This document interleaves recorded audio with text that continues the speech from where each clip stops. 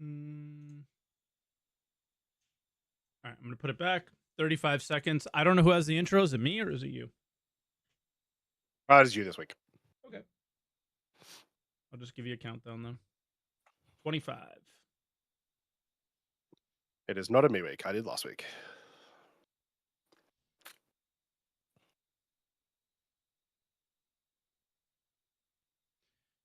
10.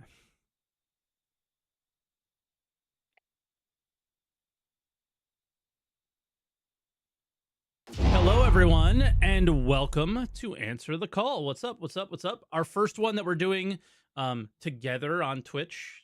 So if you guys watch the podcast on Twitch sometimes, we did like a shared chat where it's me and Croncy on Twitch instead of just on my channel. So hopefully that works out well, and hopefully we can get it better. But on YouTube, it's just on YouTube. So the podcast, if you guys are new here, it is a podcast where we talk about like what's going on in Star Citizen and open up the calls to you over Discord. That's the whole answer the call part. And this week, I gotta say, it's a bit of a slow week. Not much happened. I literally messaged Croncy and went, "What are we gonna talk about today?" And he was just like, "All right, here's a couple topics that are pretty obvious." And I'm like, "Yeah, but yeah." And I think that's where we are this week. To be fair, I think there was one big piece of news that there's just not a lot to talk about with. Yeah, I think we can probably talk like maybe 10 minutes on it at the most. And yeah, that's Citizencon, so we'll get to that. And then there's some other thingies that were going on.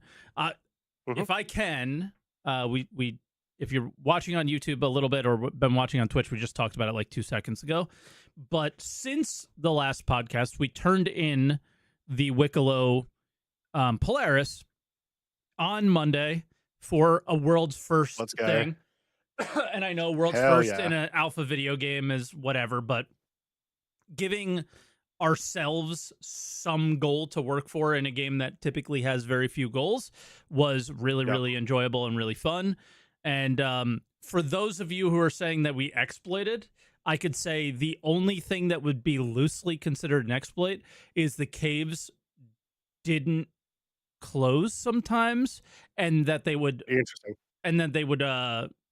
like respawn minerals, but most of the minerals that would respawn would not be Karenite. So whatever, we played 18 hours a day every day. People weren't sleeping, they were just taking naps, and like that's what we did for 4 or 5 days. Like I don't care what anyone is saying on the internet, we earned that fair and square. Holy. Even in that specific instance, like, what do you expect them to do? Leave? Yeah. It's like, oh, guys, normally closed right now. We should leave. Like, you still have to cover the cave too. Like, you still have to hold the cave. Somebody could take it from you if it doesn't close, right? Exactly. Yeah. So there was that, and then I was kind of tasked with the Quantanium side, and it was really amazing. So we bought Quantanium from players, we mined it, and we got it from VHRTs. So 1,200 Quantanium we got in about 24 hours. It was pretty sick. And I would say maybe 300 of the Quantanium was bought from players, so most of it was earned through grinding. But guess how long it took for me to turn in? I don't know. It's either a really long time or not a long time. 6 hours. 6 hours to turn in for various reasons. CIG thinks, and everyone has suffered from this doing these events, CIG seems to think that if I'm at a given location, that I probably want a mission across the galaxy for some reason, right? Like, I'm at Wicklow in Microtech, but they keep giving me the mission that I'm trying to complete at Wicklow somewhere else. And it was like between a 2 to 5 minute timer to get the next version of that to pop up after you've abandoned. So and then there's 3 choices, so you have to get lucky. Like one time I had 2 or 3 in a row, and that was it. And oh, my feed is dark. I'll turn up my lights. It's usually not that bad. I see somebody saying that. Bam, that's probably back to normal. It was just I want my eyes, and I was tired, and I didn't want bright lights on me. So yeah, it took 6 hours to turn in. It was brutal. That's pretty crazy. And I'm just gonna say this: no bugs that caused significant amount of time slowdown. It was straight up Okay. just interacting with the mission system. Yeah. That's it. That's what caused all the time. I had to turn in, I don't know what the number is, but it was 1,200 divided by 24. So is that 20 missions? I think something like that. And it took 6 hours. That's crazy. It should not be that way. Yeah, that's wild. Yeah. That it is surprising that it does not just give you the mission at the location that you are, because it does that for other stuff, right? Yeah. So, but then they have missions that don't do, like when you were trying to do the 6 out of 6. How many times in Pyro were you like jumping across system, going to all the different, Monarchs, to Pyro 1, to Terminus, to just finish the mission types? So it's just like, guys, can we stop doing this, please? Is there any way to just avoid doing this? That is my like biggest feedback issue around like general mission stuff, is like, if I'm in an area, I want to be in that area. Like, entice me out of the area occasionally, but if I'm there, tell me what I can do there, and yeah, if there's missions that can be done, especially everywhere, for something that is straight up a turn in. Exactly. It's just goofy. It's just goofy stuff. So yeah, and that's enough about last week. I don't know, what have you been up to since the last pod, as far as SC or life in general goes? What have you been up to? Yeah. So I normally stream some SC on Wednesday. The second I went into stream, they did the maintenance. So it's the first time that the maintenance has absolutely shafted me. I'm still glad it exists, but now that's going to be a pain point for the rest of my life, unfortunately. Yay, Australian time zones. And so I only got to play today just before the podcast. Finally got to do the April Fool's Kill Collector, and check out the Easy Hab, which was very cool but very buggy. Yeah. But it is kind of dope to have just like a fun little area like that. Goofy fun. Yeah, exactly. So good goofy big fun. fan of that. And then we actually went on to we stayed in Arena Commander all day today, because everyone has just been telling me that a lot of mine is just not working for X number of different reasons. I couldn't even get out of my hangar, so I literally just said no today. Nope. Yeah, exactly right. And so we just stayed in Arena Commander because EchoBit just released a map for, like, a track map for trying to remember the name of the map. It's the new one. It's the Theaters of War one. Crossroads of Crime. Crossroads. Yeah. So Crossroads of Crime. So we actually did a bunch there, and it's really fun. I highly recommend it. Go check out the Crossroads of Crime track map that EchoBit has made. I recommend doing it on Gravlev. It's the most fun, in my opinion, on that track. And I will have to. I will have to check that out. I haven't seen it yet. It's good. Nice. Yeah. So. And then, that was my Star Citizen this week. That was kind of it. Obviously, there was a lot of news like coming in throughout the week that was interesting. Which we'll get into that now, I guess. Yeah. Before so we do, the just real quick before we do, I had a 7-hour fight in Eve yesterday. Nice. Did you win? Yeah. It was like a kind of like home defense thing, but it was like time dilation, the whole actual Eve experience. Yeah. Yep. And I was expecting that some sort of war was going to be happening with you. After the podcast last week, Mike was like, "Holy crap, Duncan's blowing up my chat. He's saying we're getting attacked, and I need to get in the game right now." So I'm not surprised that you've had a bit of a fight. Yeah, some enemy for anybody who understands Eve, they'll get this, and if you don't, I will go very, very quick. Somebody just dropped a keep star in a system between us and Fraternity, who's like our closest rival in the area. They just plopped it right in between both of our spaces to try to entice both of us to go and fight there, and they just full sended it and went crazy, and we fought them off, but nobody else ended up coming in and fighting. So it was a good time. That was my first experience with that, and just made me both appreciate Star Citizen and the way they're kind of going about things with like, fuck it, we're just going to limit the amount of people that can be in a server because we don't want to do something like that with time dilation because it's just ass. And then at the same time, it made me not appreciate Star Citizen as much because, wow, the stakes were like incredibly high and everything mattered. And that was just like a wow moment. And I played Logi, which is apparently, like super hard thing to do. And I just found it like what I love to do now as far as PvP in that game. And that's that. So Yeah, it was a Yeah, good time. I'd love to see more logistics type roles come into Star Citizen, but I don't think we'll see that type of logistics ever come into the game, Nah, because that's very MMO like healer. almost turn based MMO type stuff. Yeah, it's Yeah, literally so like a magical heal button. So it's like we can't really exactly, have yeah, that. I would love to see yeah, that exist in some way, but have it exist in a way that makes sense in Star Citizen. But I have no exactly, idea yeah, it how it needs to be would be, different. right? Yeah. So, Yeah, but that yeah. was it. We'll jump into the news. What do you want to start with? Let's start with the big one. Okay. So we were eagerly awaiting Citizencon news. Last year, they pretty much told us in January that it was, going to be in Manchester. It was going to be October, blah, blah, blah. So it was actually like kind of late, kind of delayed that they hadn't told us anything about it yet. Well, oh, they told And you that then they were doing it in Manchester at the again? beginning, yeah, the beginning of last year, I think it was Sandy Roberts tweeted out a confirmation that it was going to be in Manchester and it was going to be in October. Oh, okay. And then yeah, so we didn't get like an official launch until months later, but there was the like it's happening like here and roughly this time. Oh shit. Um, Okay.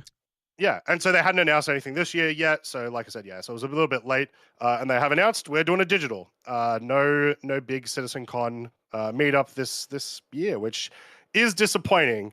And there's actually like there is quite a few things to talk about it in regards to this post and also like what it could You mean. could speculate so Um, much, right?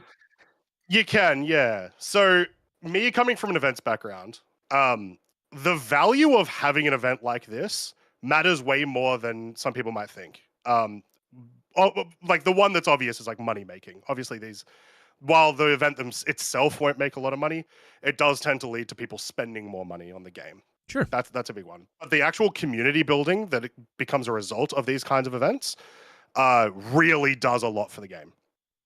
So to say, we're not doing the physical this year is a big deal from the back end.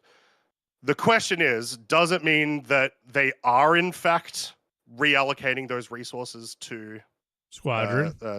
Squadron and all that sort of stuff? I would hope they are, but like that's the stuff. Like they would spend normally months for them to get ready for CitizenCon.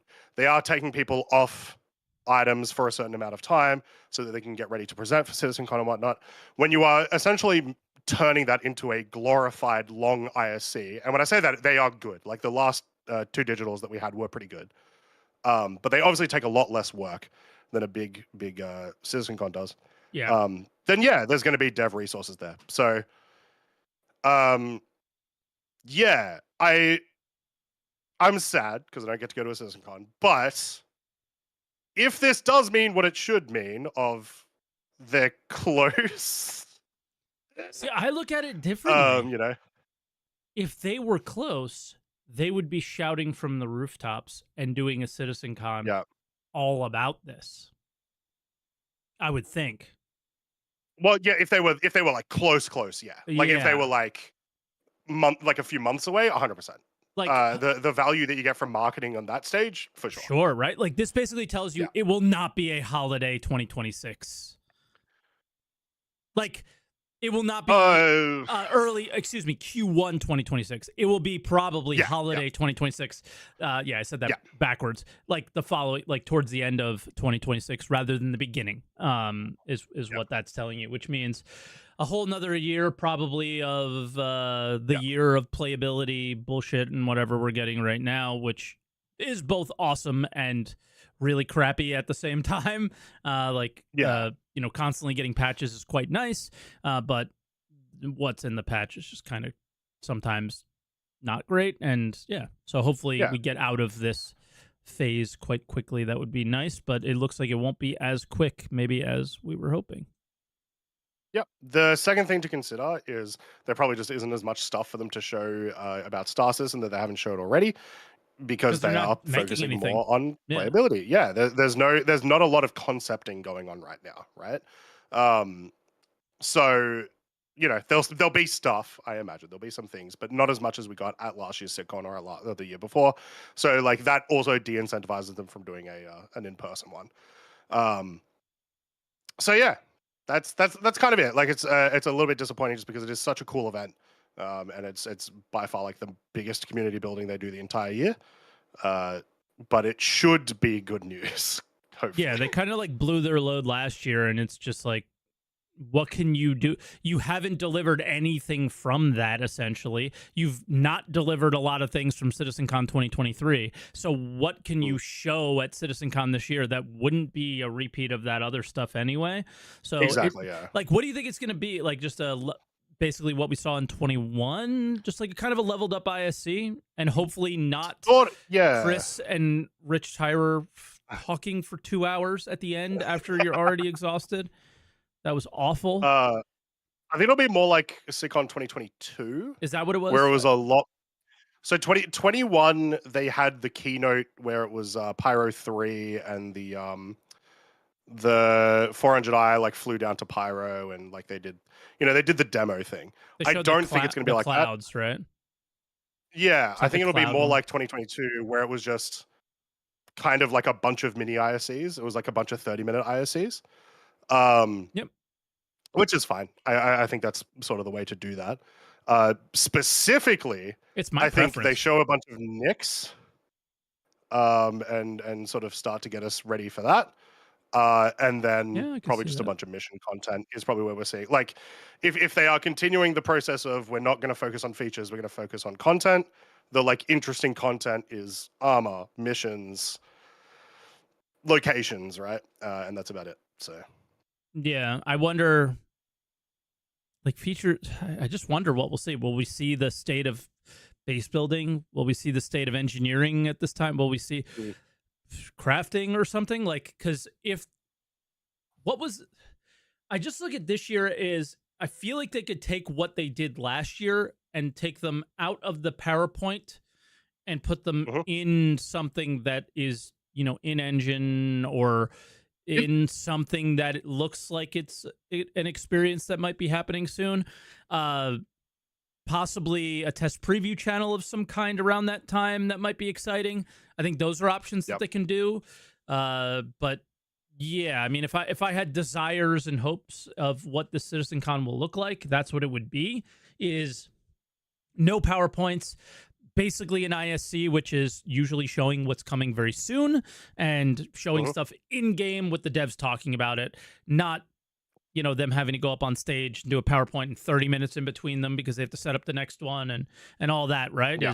It'll be nice and condensed. It'll be, the devs will get to say exactly what they want to say, how they want to say it, instead of going up there and, maybe mumbling a little bit or saying something a little bit confusing. Like, they get to watch this back and say, maybe we should say it this way instead. So these questions don't get asked, right? That's why I kind of prefer this method. Is how often do you come out of an ISC like super confused? Like, not that often. And sometimes like, this last Citizencon with like things like insurance and stuff like that, people had a lot of questions, still do, and a lot of them remain unanswered. So I just kind of prefer this, but I loved last year's Citizencon. Like, I really did. It was fantastic. Yeah. So I love both, but in terms of like where we are right now, this is probably this certainly is the right way to go. And I think it'll take a lot less time away from the devs. Way easier to just sit down and talk about your work than having to put together a PowerPoint presentation and, all right, we got to get this footage and so on. Nah, this should be a lot easier, is my guess, and hopefully it is. And I think that's probably it is also once again sort of like there's a positive aspect of this, of like I said, they make a lot of money from doing live Citizencons. Once again, the Citizencon itself does not make money, but all of the funding around that, all the ships that they release around that, people will spend more money on. Them not doing that says that they are prioritizing game. Like, they are prioritizing game more than quick buck in the in the just short depends term. on what game. That's it. Like, will that game affect us, or will it affect hopefully the future players of Squadron? So we'll see. I think the answer to that's both, but yeah. Another thing I just noticed here, it'll be free to watch on both Twitch and YouTube. Last year they did not stream on YouTube, so that's an update from this past year. So that'll be good. Yep. And yeah, outside of that, They haven't told us I think when. they actually, for years, they haven't done it on YouTube. This might be one of the first times, if not the first time, that they do it simulcast. Yeah, which will be that's great. likely because a lot of stuff with like Twitch TOS had changed. Yeah. Yeah. I don't know, or whatever software they use or something like that. But it's good to know that they'll be on both because YouTube streams just tend to be better quality and less. They also they have a lot more following on YouTube. Like it's just true. You know, like yeah. But having 40K on Twitch, like this will be interesting. Just from a content creator's perspective, is splitting up your audiences might do worse for them in a case where you're trying to advertise. I don't know. I'm curious how this will end up. It'll be fine.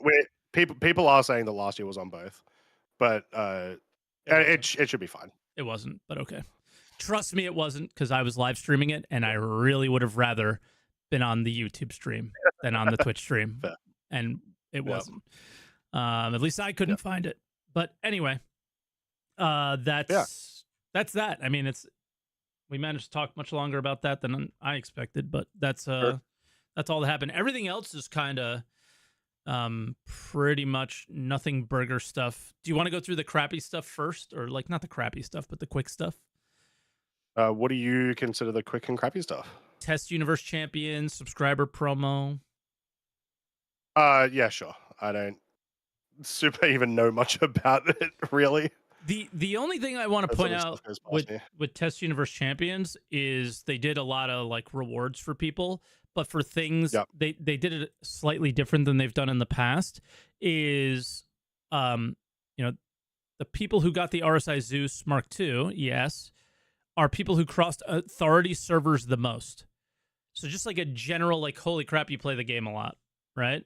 Yeah, that's pretty cool. Yeah, and then they did other, like, who took out the most security turrets. Like, you can't determine what these things will be to abuse them to try to earn the ship. Yeah. It's just like, thank you for playing, because being in the server and playing it all is actually probably the best data that they can have, right? And then, most amount of ship services and average amount of time spent on missions. What was this one? Most closely matched severity rating of the reports. Oh, okay. Like you did reports well. You didn't say it's like a game-breaking bug when it's not, and things like that. So no most amount of duplicates was in here. This was a big pain point on the SCL that one day with Benoit that I like lost my mind, because he was like, no, there's no issues with that. And it was like, bro, you better get with it. And even Jared saw the chat and was like, no, there are problems with this, so you better check into it. And they are not rewarding that bullshit, to say the least. So that's where it's at for me. But yeah, I don't know. So that's all I wanted to point out is, one other tiny thing right up at the top.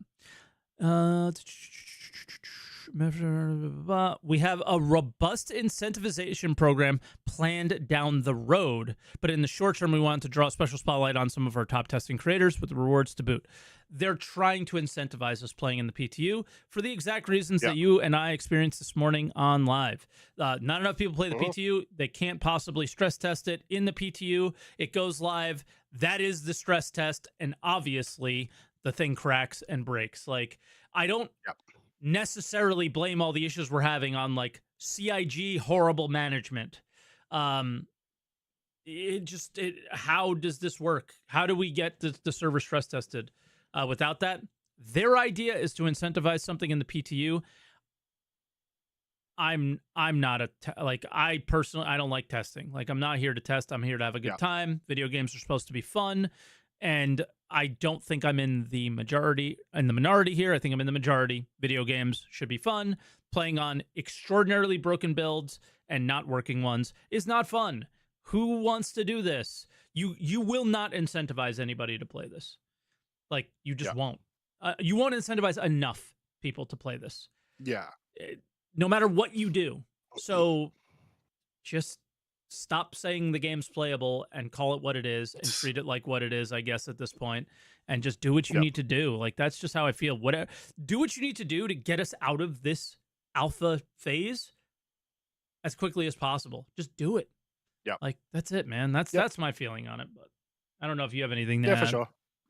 I just don't put a lot of credibility into that sentence of them saying that they're going to put an incentivization Incentivization? program into it, because they've said something similar about creators in the past, that they were going to do like a not incentivation, but they were like, we're going to do like a partner program type thing, and that was like 3 years ago, I think, was when I last heard about that. Did you have a golem to give away? Yeah, no, they said they were going to do something else. Like that's what they've been doing for years. Yeah. They said they were going to do like a specific thing, but that they never even happened. say that So there like any is of those sort no. of like things. They say there is no partner program, yet they have their select group that they give stuff to give away. So it's like they do, Yeah, yeah. but it's not official. That's the thing. It's like super loose because it's just like an email list, right? Yeah, it's But just yeah, not official. but yeah, or I'd whatever.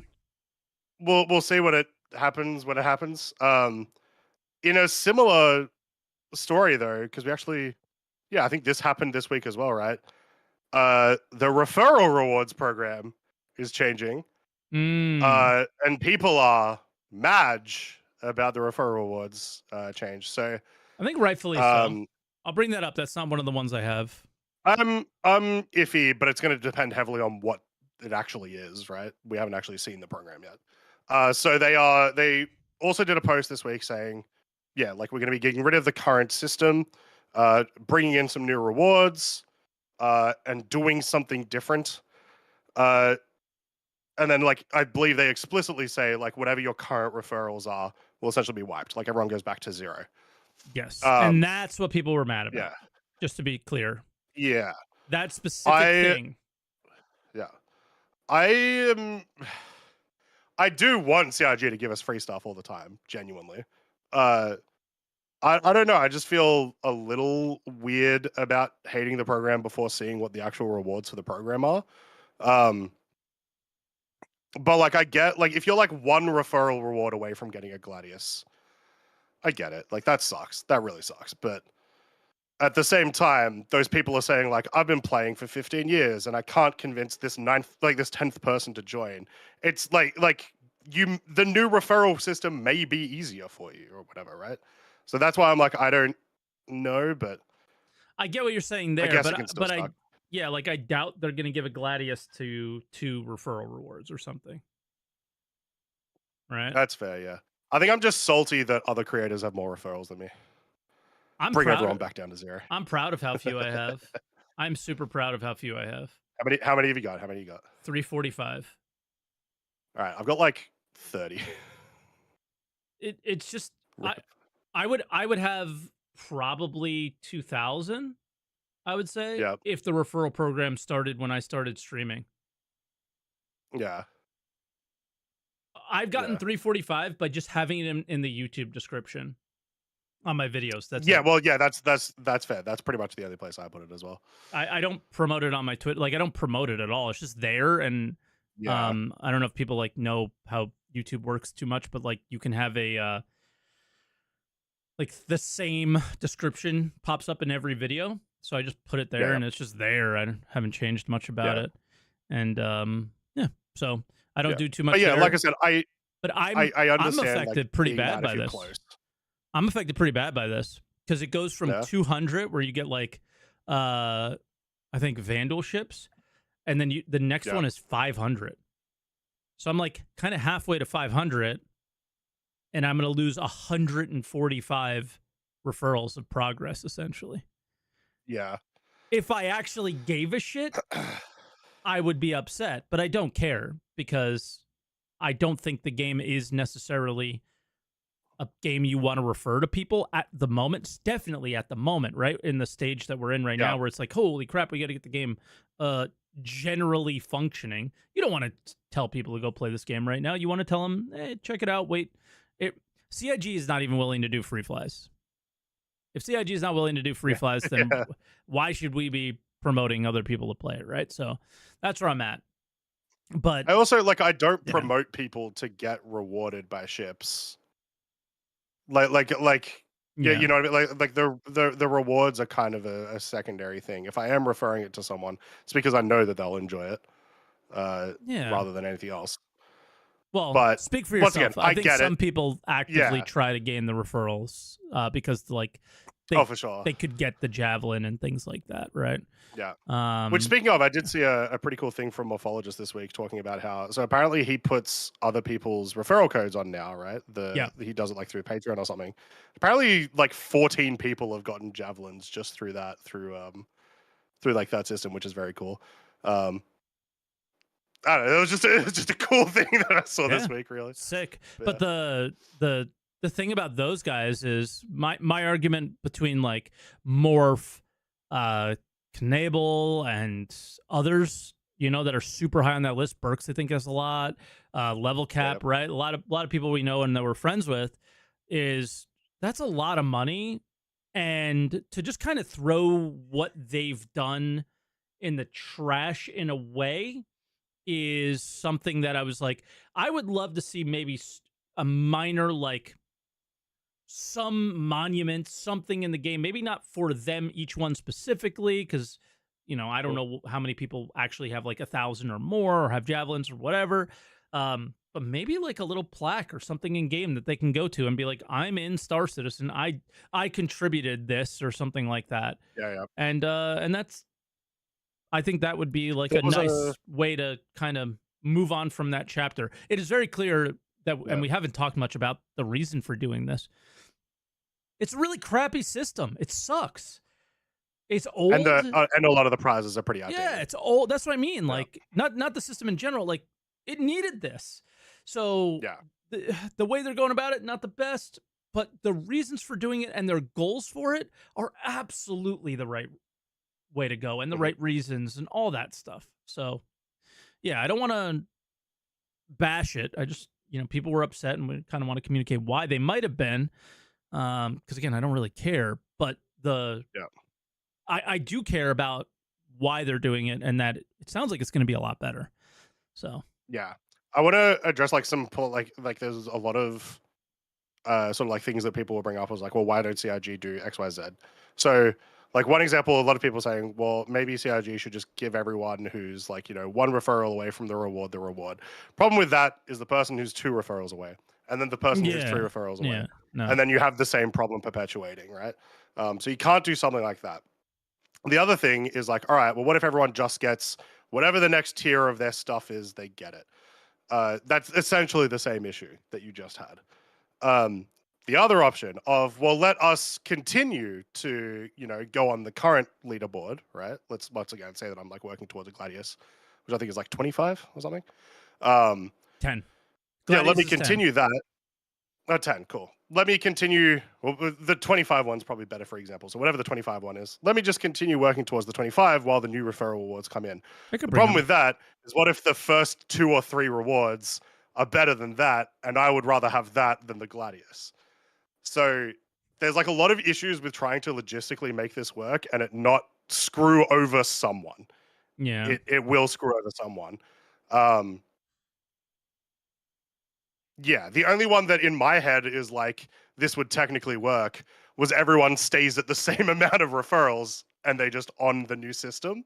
And you just get whatever all the rewards are previously. I think that works, but you can't get the previous rewards. Like, it's a weird one. Like, maybe the only thing I could think of, but it would be kind of messed up and hard to do, is here. Let's I'll bring up mine, for example, real quick. Is just try not to have like the recruit list name on, or no, I have a better idea. Where's the actual here? What is the referral program? I'm clicking it. Did it open up a new window? No, it's just really slow. So we'll just go with this instead. Also, just quickly, in the post, does it say the estimate of when this is going to happen? No, I don't think so. Yeah, so that's a big deal too. Like, if this is in 6 months, like let's use like rewards 1, 3, 5, and 10. Everything here except for the Gladius is quite literally worthless. Oh, July 1st. That is right. They did give the date. Yeah, and then 25 it starts getting better, but. Let's say you're at 99. right? Let's say you're at 99 and you want the Vandal Blade, which is awesome, fun ship. Let's say you're at 99. What if you gain one more? This is my only thought that I think could work and keep everyone happy. If you gain one more, you get whatever in the new system is at 100, and you get whatever in the old system. No, you get whatever was in the old system at 100, and then when you get whatever is in the new system at 1. So kind of count for both, just for like the for the immediate next reward, like your 200 reward, you were not able to get, right? Is like if I'm this close, instead of just giving me the blade, if I gain one more in the new system, interesting, I get the blade. Yeah, I think I understand what you're saying. Yeah. So they keep like a legacy like stack of like, you almost got the Arena Commander Racing package. Whatever your referrals are working in the new system, but you also can still get the racing package. But you can't get the combat package. That's gone. That's essentially what you're saying, right? So the 25 and 42 was what I was explaining there. So like, or like in your example, like you can get the 100, but you can't get the old reward for 200. Correct. It's whatever is your the one that you're closest to.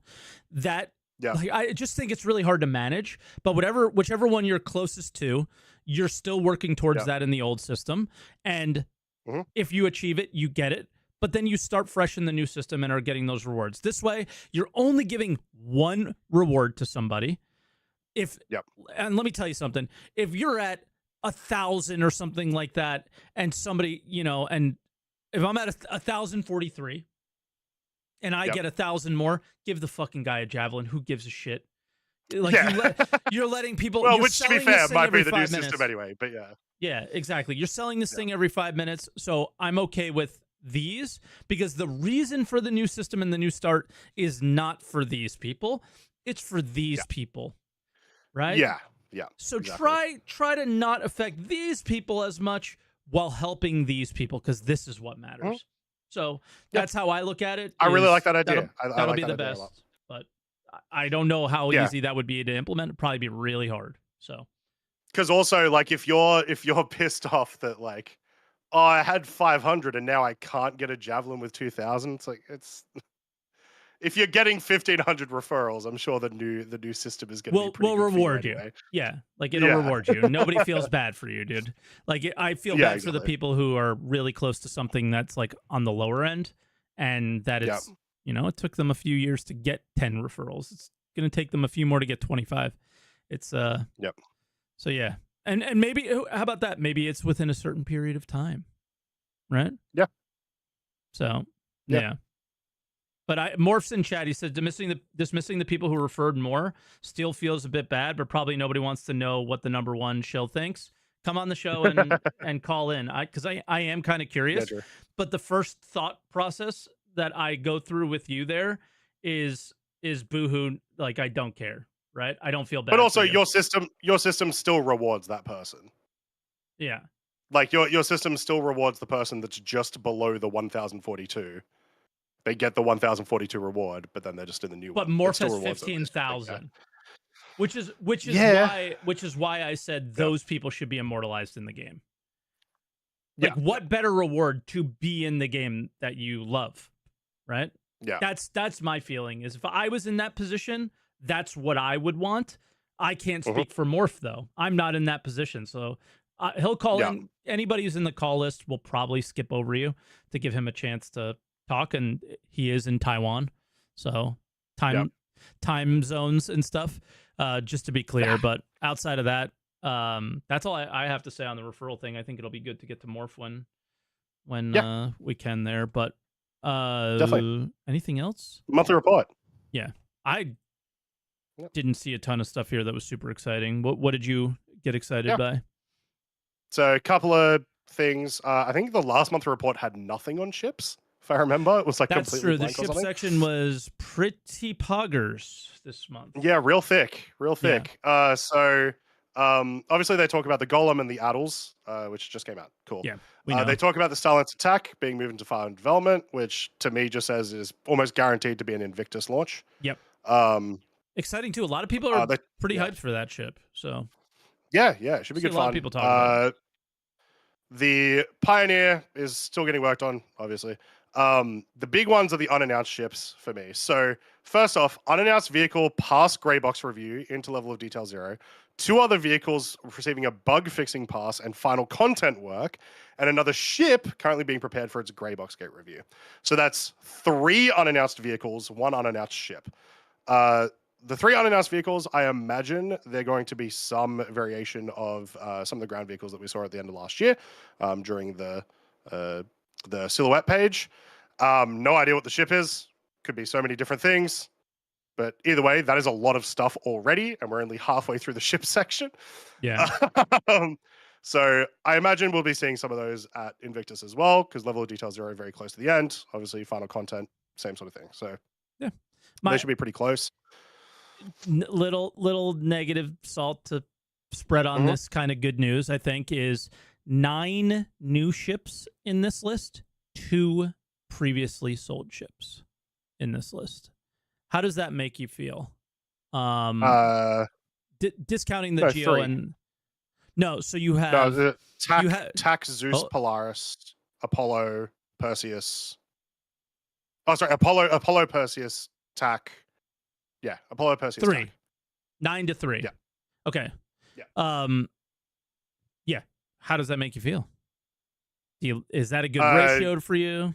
It's a good ratio as long as these are the ships that we saw at end of last year that have like already been being worked on. Okay. As long as they are not like fully new. Well, sorry, they can be fully new if they're cool. They got something interesting with them, right? Whether that's new design language or a new mechanic, or which I doubt it'll be a new mechanic, but like maybe a hole in the ship lineup that we have currently, kind of like the Golem was. There was like a little bit of a hole there. Yeah. I just think we're on the road to 1.0, and you are continuing to make delivering ships to people that they paid money for to create 1.0 impossible by doing it this way.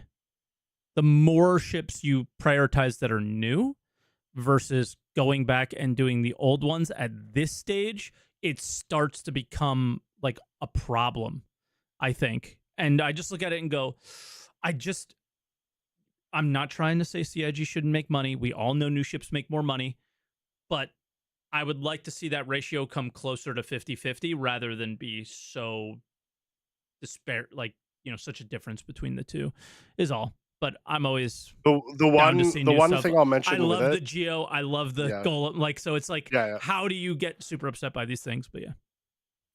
The one thing I'll mention with it, I guess, is that the majority of those new ones, they say vehicles. The language that CIG use in the monthly reports, if they say vehicle, you're looking at a ground vehicle or a Gravlev. That's pretty much it. Pause. I got you on that one too. I thought the same thing, but then look at the bottom. Yep. Work continued on unannounced vehicles too, a variant of a popular ship. So it's like fair. They're throwing it all over. When I was doing my react, I was reading at the top, and I had the exact same thought process as you. I get to the last paragraph, and I'm like, "Well, everything I just thought was thrown out the window." So I was like, "I don't know what usually they mean by that's vehicle." The case. I agree, Yeah, but now I don't know what they mean by vehicles. So now they're kind of playing with us a little bit. Which is sneaky. I'd also add, so obviously the backlog is still big. They've done a lot of progress in the last, since the Corsair release, they've done a lot of progress with continuing to do backlog ships. Yeah. Obviously right now, the big ones in this monthly report, the Pioneer, the Apollo, and the Perseus, right? Sure. Right now, as far as I can remember, there's far too many ships in this game. The only big backlog ships are big, or they're like the Expanse that doesn't have mechanics yet. So what would you want this to? Well, I mean, you kind of answered with you sort of don't know, but what would you want this to look like? Gold standard reworks, some gold standard reworks, and yeah, I guess you're right about the big ships part. So it's going to take a little bit longer, but gold standard reworks. I want to see more of those in here. It's time. It's crazy. Yep. It's absolutely insane to release the Hornet Mark II and have no reachable components on it. That's crazy. Yeah. That's Yeah, I can like agree with not that. okay. So that's, Yeah. and you say engineering's coming, and we're supposed to get excited about that in the monthly report. How? How Yeah. am I going to reach my How am I going to have engineering in my Aurora? I just won't. I do Mm. it all through a panel. Like, what's, I'm just curious what they're going to be doing here. Maybe that's what's taking so long with the Yep. engineering. Hopefully that is Which what's is a good taking one so to go long. to next, And because that's where they I'm at. do talk about it quite a bit in the core gameplay. So, Yeah. yeah, progress made on engineering. They talk a lot about vehicle coolant, which, as far as I'm aware, is like the first time they have, or if it's, or at the very least, is like the most they've ever talked about it. Well, when you turn on your ship, what do Yeah. you do? It's one of the first things you're doing with your power now. You're turning off your coolers, right? Yeah. So it basically negated that entire component, like the way the Yeah. current pip system works. This is their answer to that, which Yeah. is this Yeah. is So it'll fantastic. be, yeah, this will presumably be an actual material that you need to stock up as well in certain situations, I imagine, as well as like qualities of coolant, I imagine, will be a thing. But they talk about exactly like how it's going to work specifically with your power and your items. So yeah, still lots of work happening on engineering, which was to be expected. The amount that they talk about it here, because they also talk about heat with ship thrusters and stuff. I hope means we will see a what is it called? The test universe that's not a test universe tech preview. Are we gonna see one this year? Yeah, true. Exactly right. It's been 4 months now. Classic letter Um, from the chairman. yep, and engineering felt like it was the most obvious one to have a tech preview, like a big And one. So nothing. yeah, And scene. Another wonderful letter from our great friend Chris. But yep. I see this as super super important because what's like the meta right now? It's stealth. It's super annoying. I can't target Uh-huh. anybody, and they can just come at me with all their guns and be firing like crazy. And Yeah, this will help prevent that a little bit because if you wanted full power pips, you take down your coolers. If you wanted full shield pips, you take down your coolers and your life support and things like that, right? Now it sounds like you cannot take down your coolers without negatives. So it's yep. now you're going for, okay, well, maybe I need a power plant that is not stealth. Where if you're Yep. not using a stealth power plant right now, you're kind of an idiot, is basically how it works. So this will make that meta kind of die, hopefully. And if you're truly going stealth, the downside will be there's no way you're going to have enough pips to be full weapons and do super alpha damage with some of these ships. And that's great. And I love that. So Yep. that's like the big thing here is it is a battle against the experiences that we're having now, which aren't great, with a simple solution like making one of the components that is there to be useful actually useful. So Yep. thank you. Somebody's asking where this wh- is from. This is the monthly report. I'll link it in chat right now. which also, if you don't read the monthly report, do it. It's probably one of the best like bits of communication that CIG give us about at least what they think they are developing. Yeah, it's the And what's it's going on usually pretty now. stacked. So Especially without a lot of ISCs this year, this is kind of the only way to find exactly, out what's yeah. going on with the development. So I Trying to actually think have a what else. question for you, Mike, with one of these sentences, because Okay. we were reading this in chat and I was trying to figure out if I was like processing it correctly because it sounded really cool. So they say a reward mechanic for collection missions was implemented, which is used for the collector missions, while the ability to automatically retrieve items from freight or ship elevators via HUD notification was added. In my brain, what this says is like, yeah, I'm doing a mission, whatever, and then I will get a notification. I press left bracket, it comes up on the freight elevator. I don't have to go to the terminal or anything. Oh, maybe. Like that's how I read it, but I'm so like surely not that I keep asking people, is that what that means? I don't know. That Because that would be a fantastic quality of life change, right? sure. But Like then if you go and do a freight mission and you just like, yeah, you just press a notification. Sweet. oh. This is like rewards though. Just retrieve items. I feel like this is Yeah. just rewards. That's interesting. Yeah, they didn't write this very But either way, clearly, but yeah, because it says via HUD notification. That's what's like that's the one that's messing with me. Yeah, messing me up too because I didn't notice that until you mentioned it just now. Interesting. I don't know. So yeah, I just don't know what this means necessarily. I have an idea, but I'd like some more clarification on that because it would be a massive. If it works the way that I think it does, it would be a huge quality of life change.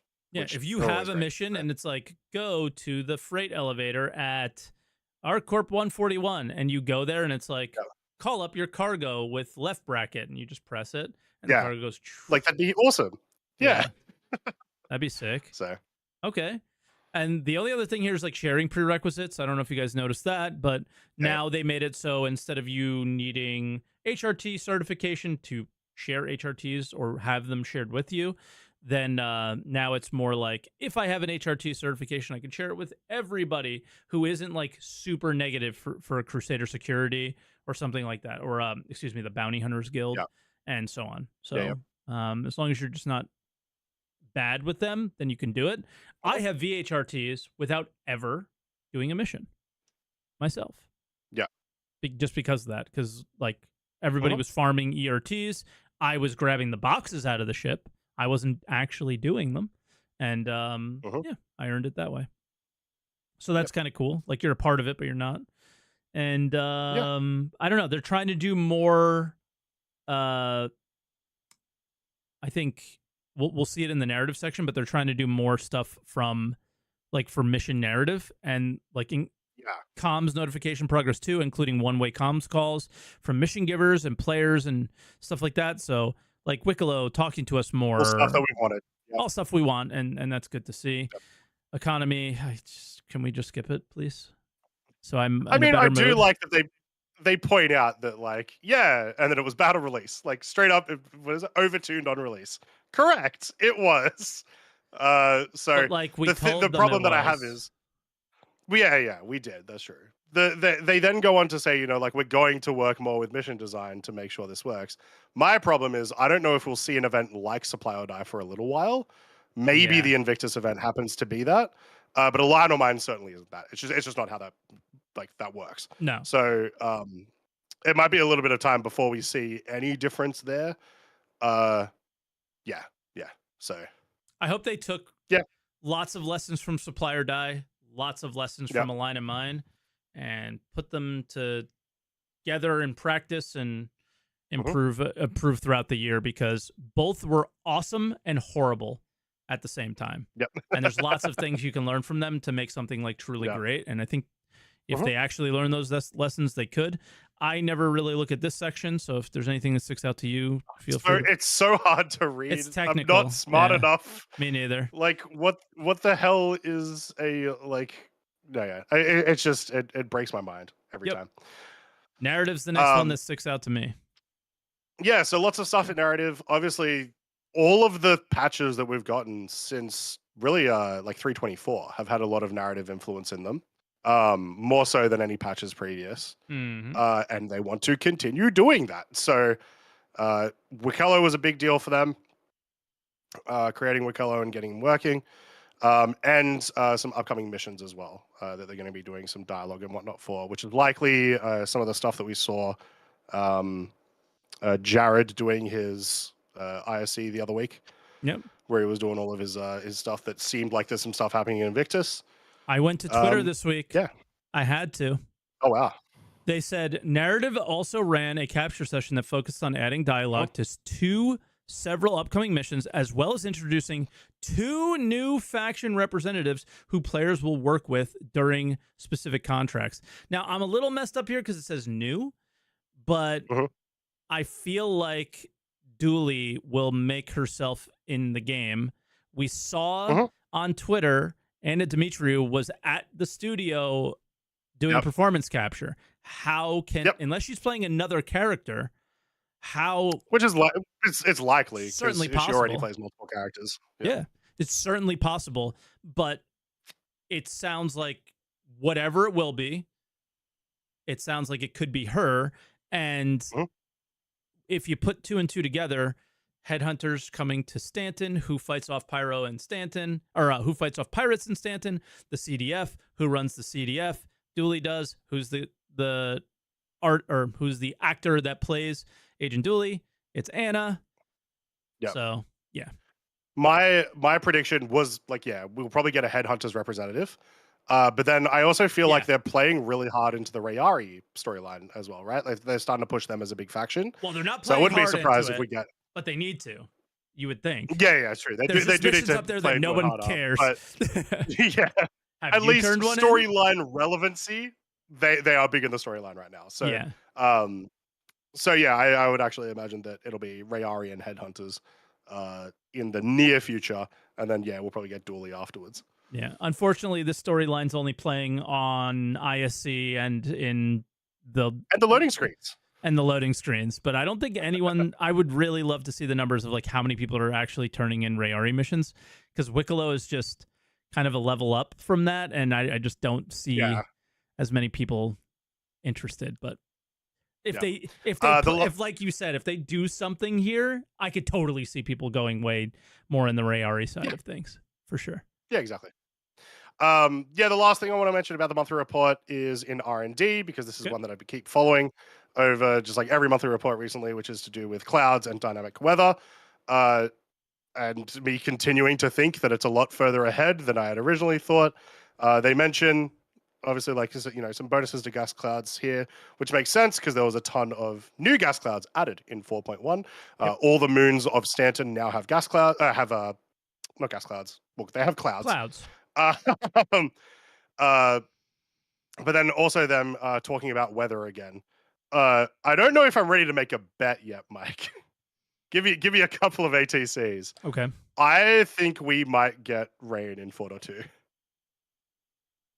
Okay. Yeah. Well, does it? I'm not ready to make the bet yet. I'll give it a bit more time. Does it require like the whole new planet tech system to happen? I wonder. I don't know.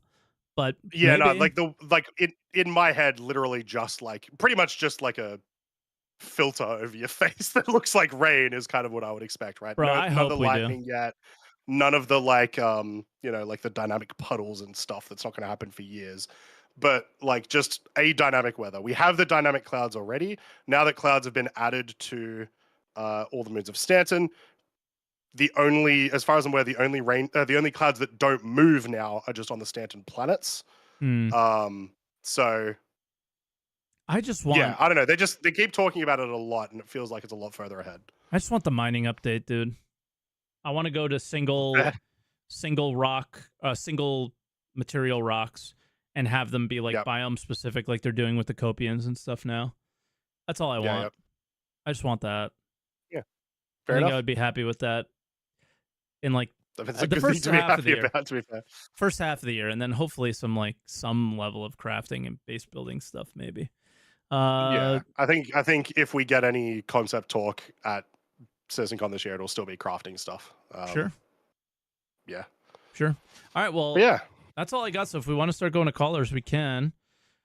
Yeah, let's do it. That's pretty much all the news. If you want to call in to answer the call next week, because we are already full, you can go to !podcast on Mike's channel.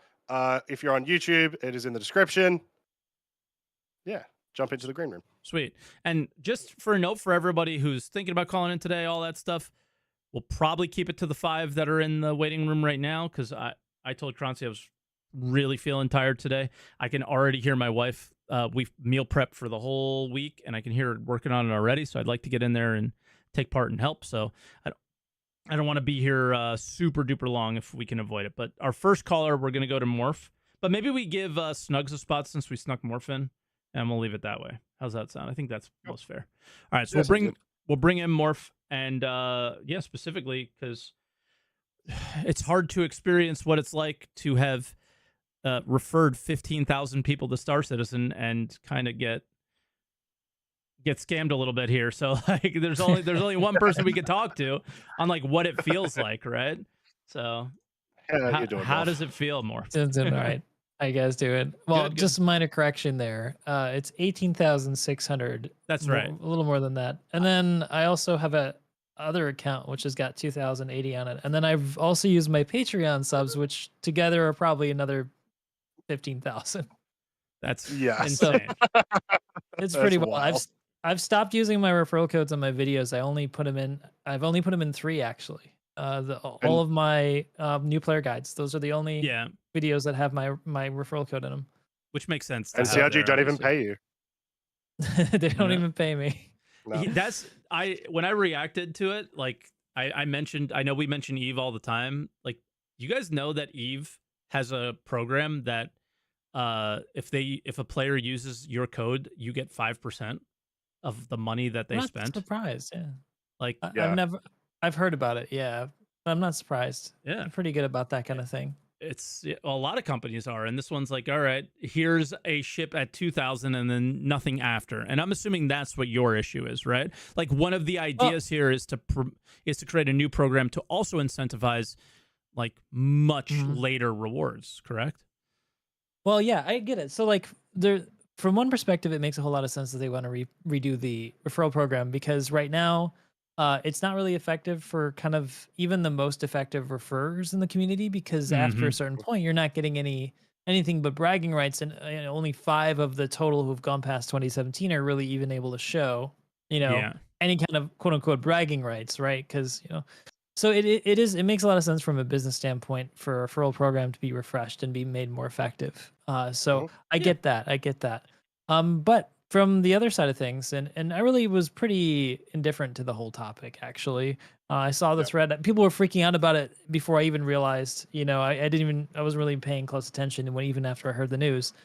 But people like Nebel, who were also on the leaderboard, kind of brought up that it feels a little bit, well, he used stronger words, but after thinking about it, I personally felt it is a little bit dismissive. And the way I thought about it was, well, the reply to him was very dismissive.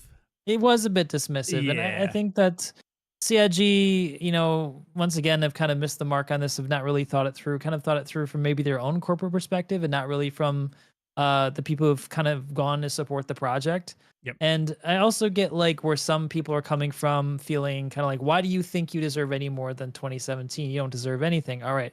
Yeah, I get some people are angry and maybe even a little jealous, but let me try to explain it this way.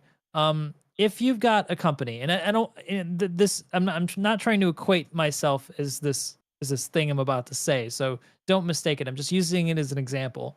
If you look at people using the referral program as salespeople, for example, they're selling things, and the rewards are like a commission. If you're running a company and you've got a really high performer salesperson, do you cap their commission at a certain point? No, because it's unfair to the other salespeople? Yeah. No, you don't, because that salesperson's really effective, right? I will just say capped commissions are a thing that do exist. Capped commissions are a thing. They are shit. Yeah.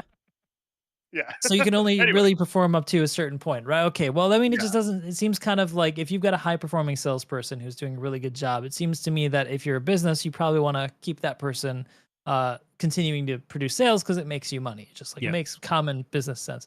Now, I'm not a salesperson. I don't sell people the game, even though I make content that people, like the game and buy because of that. But I always tell people to try to make their own decisions, and I don't hide that the game's buggy at all. I kind of get really angry on streams and sometimes.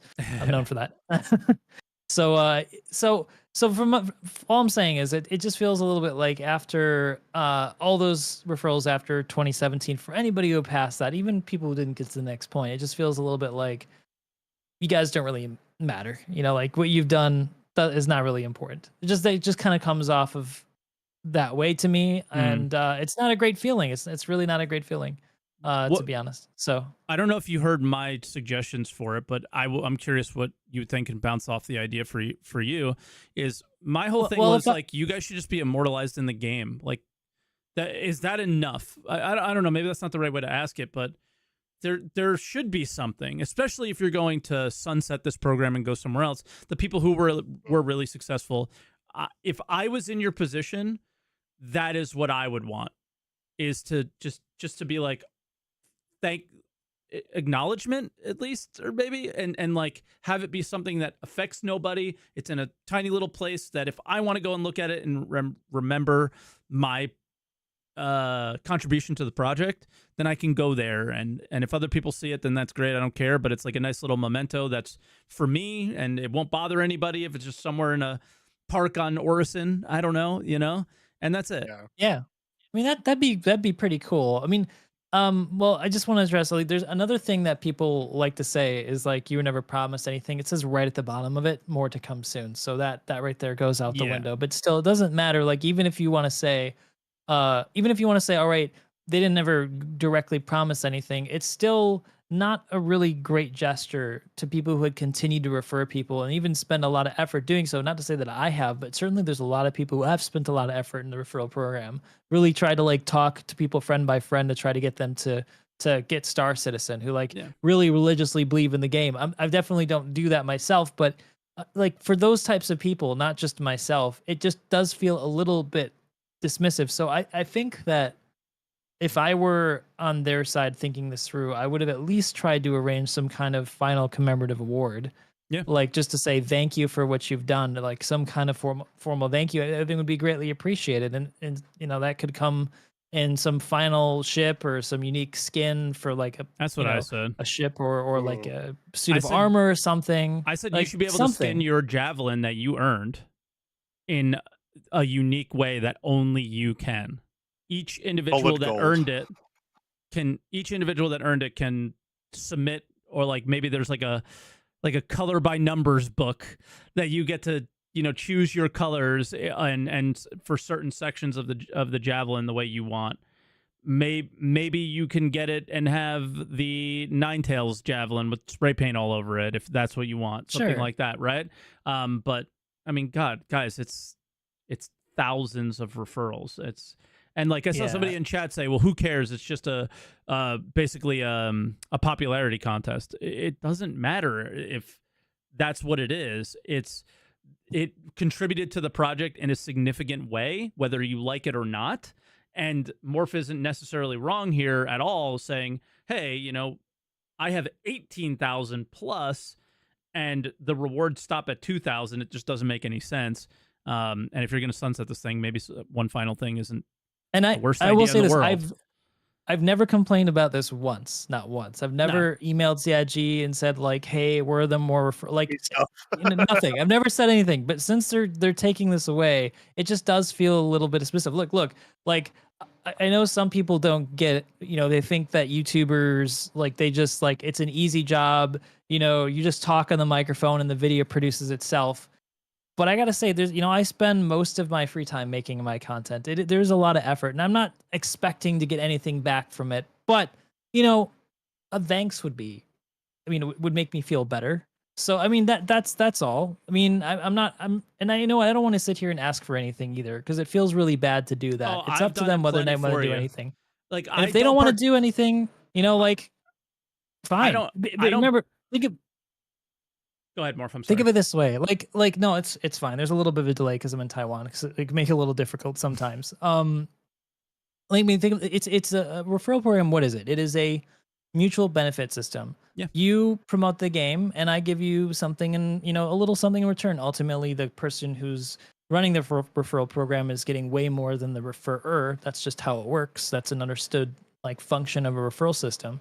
But once, the other side stops kind of showing an appreciation, well, then what's the incentive to use the referral program? Exactly. And as somebody who doesn't participate in the referral program at all, I will go to bat for the people that have, because it's just a matter of just fairness.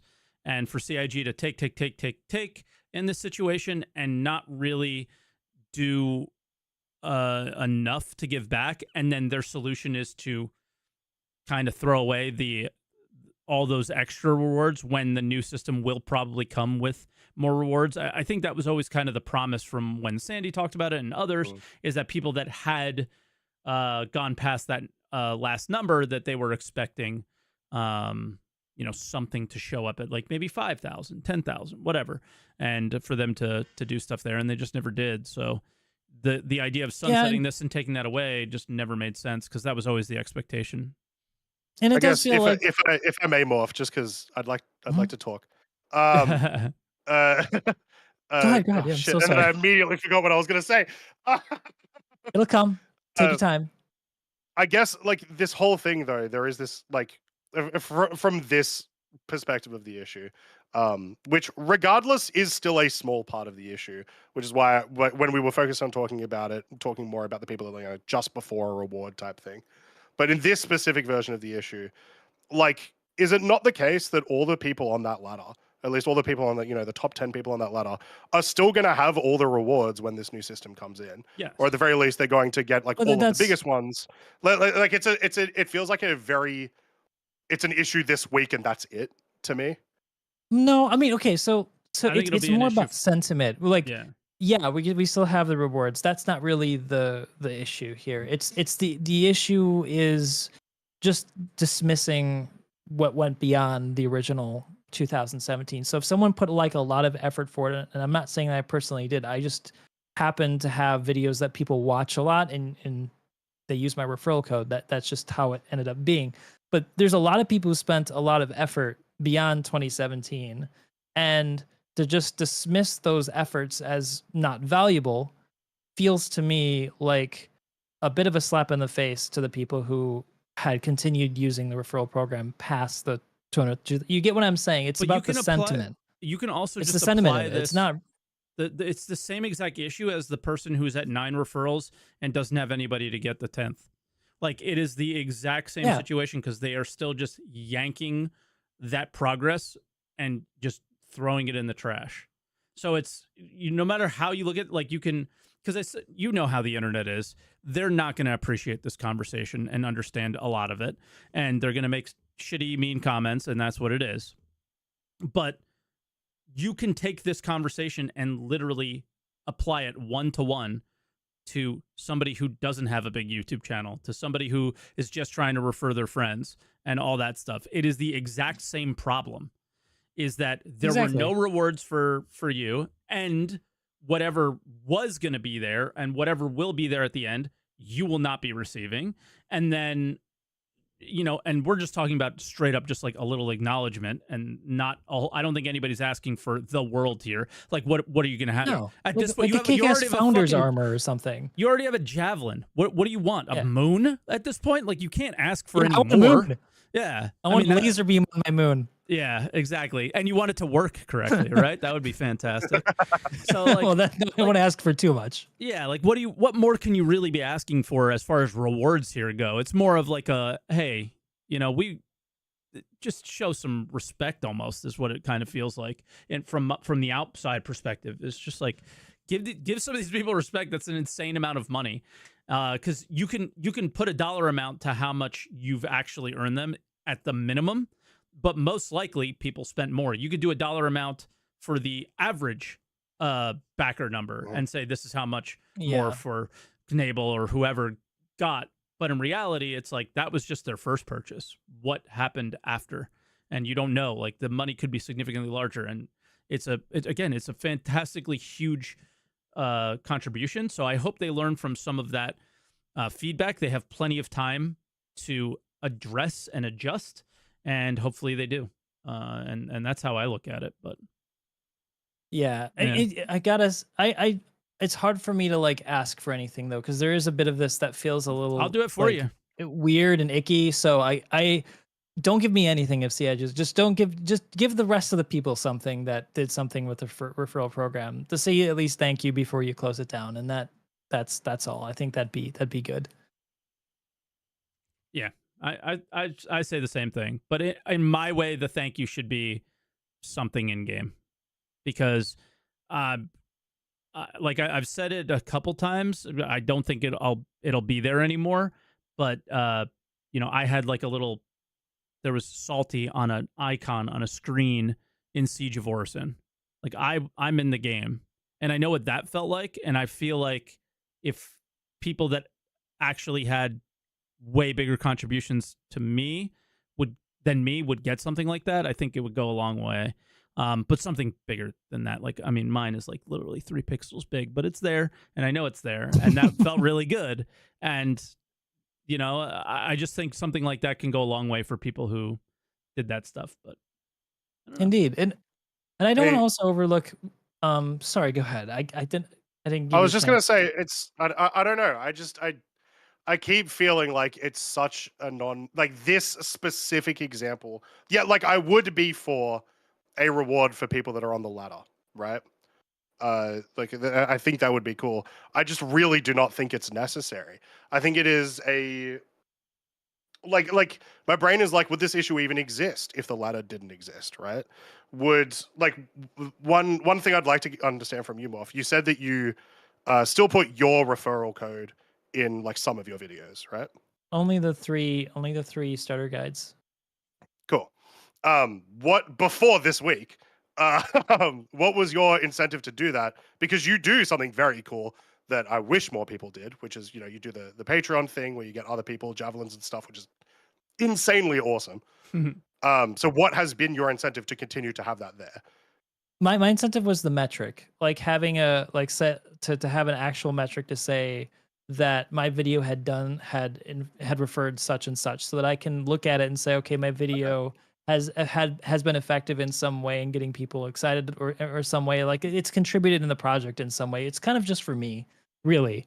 Okay. I was never expecting, well like I thought maybe they're gonna add something eventually. Like I had hypothesized on some cool ideas that they could do beyond a javelin, simple things that weren't like big, like a cool skin or something that wouldn't upset people. Because what do you do after a javelin, right? Like there's not much you can it give. Literally That's is like a moon or a space station at that point. Yeah, right. If you go that route, so yeah. With that in mind, then fair enough. Like if you did have the idea, like while it wasn't your main priority, which honestly your main priority is actually very cool. I like that as an idea of figuring out metrics. But if you were like, yeah, like there should be other stuff coming soon, then yeah, like I can understand it being like, I was working towards a potential thing. Yeah. And a lot of people are. You look at Nubble's post, and he's got now I think over 500 upvotes on it. It's not like 500 people are on the leaderboard. There are people who only have 10, 20, 1,000 referrals, and they're feeling that way. So I don't think it's just because the 5 people on the board. Yeah, it's not exclusive to us. Yeah, it's not. It's there's a lot of people who are feeling uncomfortable, and this is not the first time CIG has kind of made this kind of decision and didn't really think about the implications of it and how the community would feel. So I think it's just a recalibration on their part, and that's all. I think that's probably why it's more of an issue than most people think it should be, is because it's just like we're getting tired of the same old bullshit where it's like, how did you think that this was good?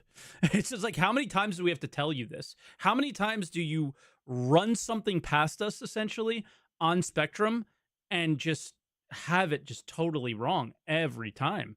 It's like, do you run this past anybody before you post these things in the community? Anybody who it might affect? Hey, we're thinking about doing something like this. What do you think? And then they can go, wow, that makes me feel really bad. And then they can go, oh, you know what? You're right. Maybe we should go back to the drawing board and do something that's not so bad. And like, this is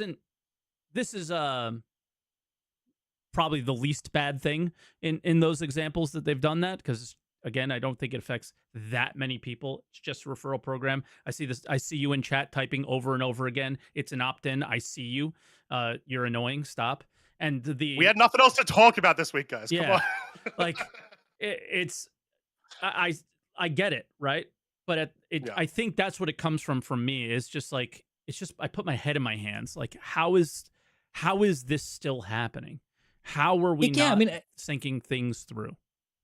It comes down, I think, it's more of like a bigger thing, not to do with the referral program, but more to do with how CIG sometimes makes these really head-scratching decisions that, they could have made gone a different direction and just made a lot of people in the community, like building that goodwill in the community, building that trust and such. They've made a lot of decisions in recent years that I just feel like were not maybe the right ones to make. You could have won a lot more hearts.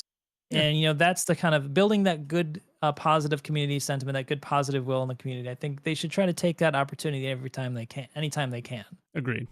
So, and it's just, and that's where I guess we'll leave it. But I just think that that's where my frustration actually comes from, because I could care less about this in general, but it's like, man, I feel bad for the people who do care. I feel bad for the people who are trying to get, some of the smaller rewards, and they were really close, but now it's going to be taken away from them, and so on and so forth. It's just like, putting this out there to a select few people would have totally got this figured out before ever making a public post. But I know you can't always please everyone, but CIG is like ninjas at pleasing way less people than they could with others. Like they're just like masters at it. It's wild.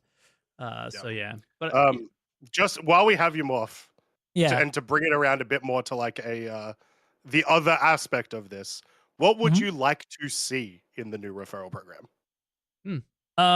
Well, if you get to a certain point, I'd like to have them give you one decision for the direction of the game. Oh yeah, that'd be great.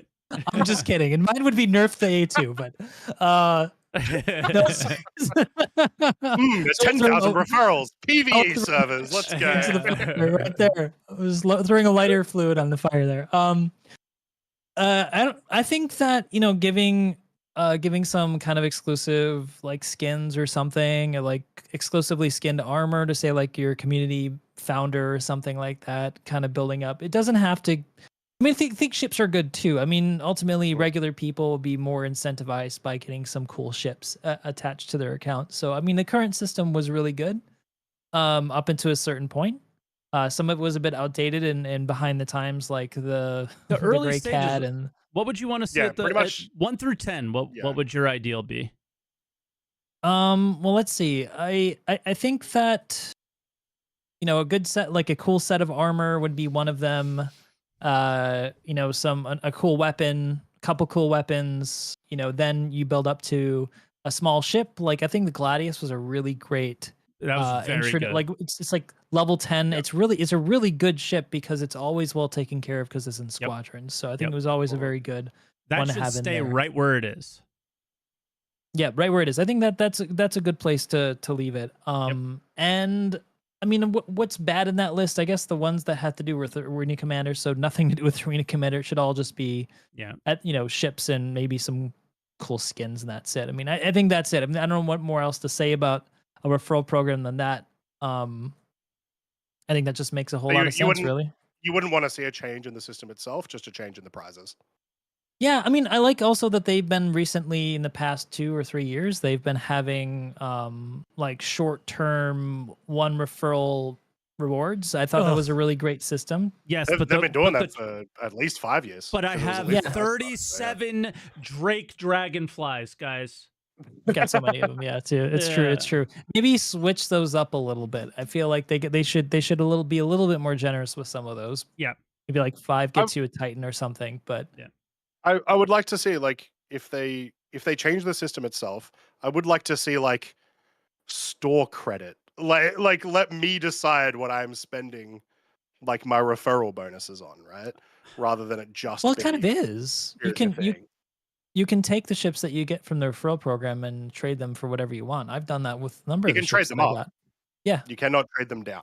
Yeah. Oh, so if I get like I would change that then. Like a ton of stuff. Like I don't need. I can't turn my razor into 10 skins, which is what I would love to do. Exactly. Yeah. 100%. Right. And even to like other examples, like, yeah, like maybe like you used an armor as an example. Like maybe I just never plan on using that armor. That sucks. Like I'd rather be able to spend it in my own way. That's my only other point of difference. Definitely the items would need to change, but I would much rather see more choice of from 5 armors. Yeah, like here you got to the armor tier. Here's the 5 different, and have them just be like a vast variety of all sorts, light, medium, heavy, color, and then you could choose them. Yeah, that'd be cool. Yeah, not bad. I think that'd be pretty neat. Choose an armor that you'd like. That could be cool. Yeah. Yeah. You know, beyond that, I thought that the like the things you could get in the forums as a tag that you add on your name was kind of cool too. So yeah, I thought that was good. Ooh, here's one, and this goes for the old folks only, like me. You guys don't count here. Like Ultima Online did with anniversary rewards. So if people don't know that, and you definitely don't, what Ultima Online would do is every year you would get like almost points towards rewards, and you can choose whether you wanted to get, like, I remember the last reward I had was 17 years in the game, and I could choose to go back and get a number of the 1-year rewards, or a number of the 2-year rewards, or I can get one 17-year reward or something like that. I think that's how it was.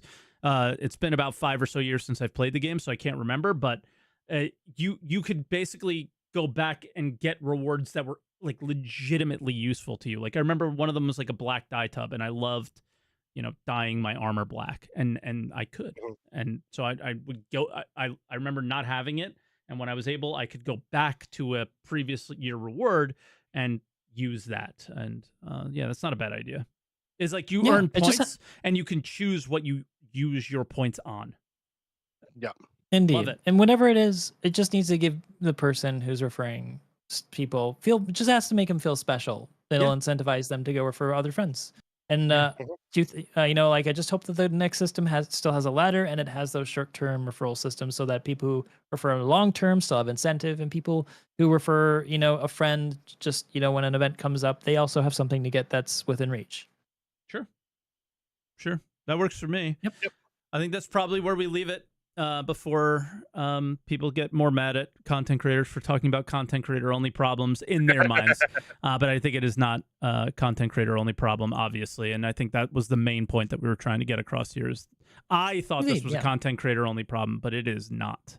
500 people are not content creators liking Nebel's comment. Exactly. They're people who just are using the referral program who also felt uncomfortable with it. It's actually 500 of Knebel's alts that he used to get high. Probably. Yeah, that's exactly right. Yep. That's how. Now I know how he has so many. No. Yeah, there we go. Strat guys, I'm sure CIG will love you for making alts and using the referral program that way. Yeah, exactly. And I think that's probably part of the reason for this post. If you're close, push for it. And I think that's what a little extra cash in their bank. Yep. But yeah, all right, Morph, thanks for calling in, dude. And thanks for giving us your insight that only you could in this situation. Yeah, so thanks. My pleasure. All right, my man. Pleasure. Talk to you. Catch up. Bye now. That was good. I think just because I just thought of it as you were saying goodbye to him. You said the money push. Guess what happens just before July 1st? What? Invictus. That typically comes with a free fly. Anyway. There you go. It all makes sense. All right, let's bring in Pepik Walrus, one of our regular callers. How you doing? How you doing, Pepik? How are you guys? We're good. How about you? Fantastic. I got a cold. Yeah. I won't have much to say about the referral thing, but I just need to highlight how humble Morph is. He has almost 20,000 referrals, and he's like, I don't need anything. Give them to the other people. Yeah. Just a thank you. That's it. It's CIG. Put a statue up. CIG scan his head in. People don't know the way they are in a lot of cases with other content creators sometimes, especially some people who occasionally have critiques about them. They're pretty darn dismissive, and it can be really frustrating at times. Like, Sea of Thieves is my EVE Online. Sea of Thieves has like an immortalization system where people have their names or stuff, like you can interact with them. Like when the game was in testing, somebody threw themselves off a cliff 100+ times, and they have a skeleton upside down. That's awesome. Yeah, sorry. Were they told that was going to happen, or was that just a thing they were doing for fun? They were just doing that to test the game or something. There's something like that. Right. The first person to have ever died has their name on the ship of the damned. There, those sort of just immortalizations are something that they can benefit. But for me, I'll talk about the Citizencon thing. Yep. I've never been to Citizencon, and coming out of last Citizencon, I'm I think I'm going to go to this Citizencon. No, not this year. It does make me a little concerned that I'm hoping it's not, but it does feel like it could be ooh, I don't want to be up in front of a crowd when I have to announce a delay for Squadron. Right at the end of the digital. By the way, guys, 2029. That could be. Like I said though at the sort of start when we were talking about it, it feels like there's two major reasons to swap it. One is a positive one, which is they need the work to be done in Squadron because they're close. One is a negative one, which is they don't have enough to show. Yes, and it's likely a combination of the two. I think it's a combo. Yeah. Yeah, I'm hoping that's what it is, and I'm still hoping for the Squadron demo. That will be like, all right, things are good. Yeah, I think a demo. The reason I think it's like a combination of, or how it's a combination of the two, is it's not that they don't have enough to show necessarily. It's in order, if they were to put things together to have enough to show, it would take too much away from what they were doing, right? Yeah. Because that's always been an issue. Yeah. Because it's like they'll be like doing hard pushes over the summer on stuff, and then it'll be like, oh, it's the end of August. We got to start preparing for Citizencon. All devs work on the demos we're going to show off. Like, so it's all April. I can't spawn my ship. Like, focus on the game, and that's it. Yeah. This is out of control at this point. To give an example, like from last year's Citizencon, so Zach talked a lot when Zach did his presentation on the Armor, and then the Valakar. Zach mentioned, they only got the build ready for the video the week before. Yeah. Well, imagine if he also was not like getting ready a presentation about all the armor and getting that all organized and like trying to get that done, and the cows and the FPS stuff and the exactly right. Like you can tell how much extra work Zach would have had to do in order to get the presentation ready. Yeah. And from like what it seems like if they hard focus on one thing, they can crank something out pretty quickly. But it's just they don't focus on one thing; they focus on a dozen things at any given time. So have one person focusing on a dozen things at a given time too, with some of the directors having 5 things. Who was like at the beginning of the year? They had the guy say he owned like cargo, armor. Luke, yeah. He has like 5 things under his belt. Like those things should be spread out more. Yeah, maybe, but that's a weird thing for us to say because we don't work there. We don't know. Well, yeah, but most likely you're right. Fair. It's just we don't actually know. No. But yeah, I'm still hoping for a demo. That's still my prediction. And Jackson game, given it's more likely that we. He did stop by the studio, so maybe they interviewed him after he had done some stuff. Well, I think around that time, Croncy, you said like they didn't just have him come in; they surely were recording stuff. And now that I was like, surely you're gonna utilize that time, and there's probably like a couple of extra things they're adding, as well as like in terms of like time wise of trying to do stuff like that. It's like 6 months ahead, 8 months ahead. He also just gives the vibe like he wouldn't have come out there unless he was getting paid to do it, right? I don't know why. I just get the vibe of like I don't know. It's such like a weirdly. It's not even a compliment. It's just like such a weirdly like backhanded thing to say. No, like I don't mean it in a bad. I feel like he likes the character. I don't mean it in a bad way, but like. This guy never rocks up on time. He never comes in. No. I did not mean it that way. He just like gives the vibe like he would have like. He just didn't come off of it as a guy who would like come there and do the interview because if he was, his time is valuable. I imagine. Yeah, exactly. Like, that's what I'm trying to say. Fucking McCleary. He's got a timetable. Exactly. That's what I'm trying to say. I'm not trying to say it in a bad way whatsoever, right? Like I think it's like he's doing stuff, and if he's gonna be there, and you're not gonna just pull me to do some interview for some dumb game he was an actor in a game, and he wasn't even an actor in the game. He was an actor in the fucking pledge store. I want him to be like a seasonal mission giver, where like he moves around every quarter. You can just come across. Yeah, but like, that just blew my mind that we're immortalizing a guy who is an actor on a pledge store and a YouTube channel for a video game, but not actually in the game. Yeah, I know. Because he's the best created character in Star Citizen. For the longest time, he was the only character. But put him in the game. Put him in the game. Yes. I will just say that him being in game was as unlikely as an alien being in game. So we have that now. So there we go. But moving on. What color before GTA? Yeah. 5, GTA 6. To touch upon like the PTU rewards for the test universe, I think it's a good thing. I think it should be different though than just they can do the champions thing. I know, Mike, you're not much of a fan for that, but I think what they should do is not limit duping like the rewards that people are going to abuse and not help the game. However, here's how I think it can be done in a way that isn't really abusable, is that make a not limited tier where it's like once a quarter, if you put whatever they set for hours, 10, 5, 20 hours in that quarter, you will get a like subscriber tier reward. And then they just need to make like, hey, 8 items, and then every year they just add another 4. They will. All right, hold on. Let me quickly log in all my characters and have them sit there for 10 hours and do nothing, and I'll just wiggle the mouse.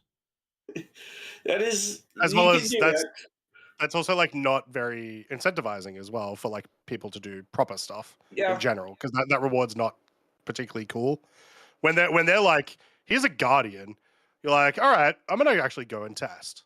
Like when it's a big deal item, people will try to do stuff more.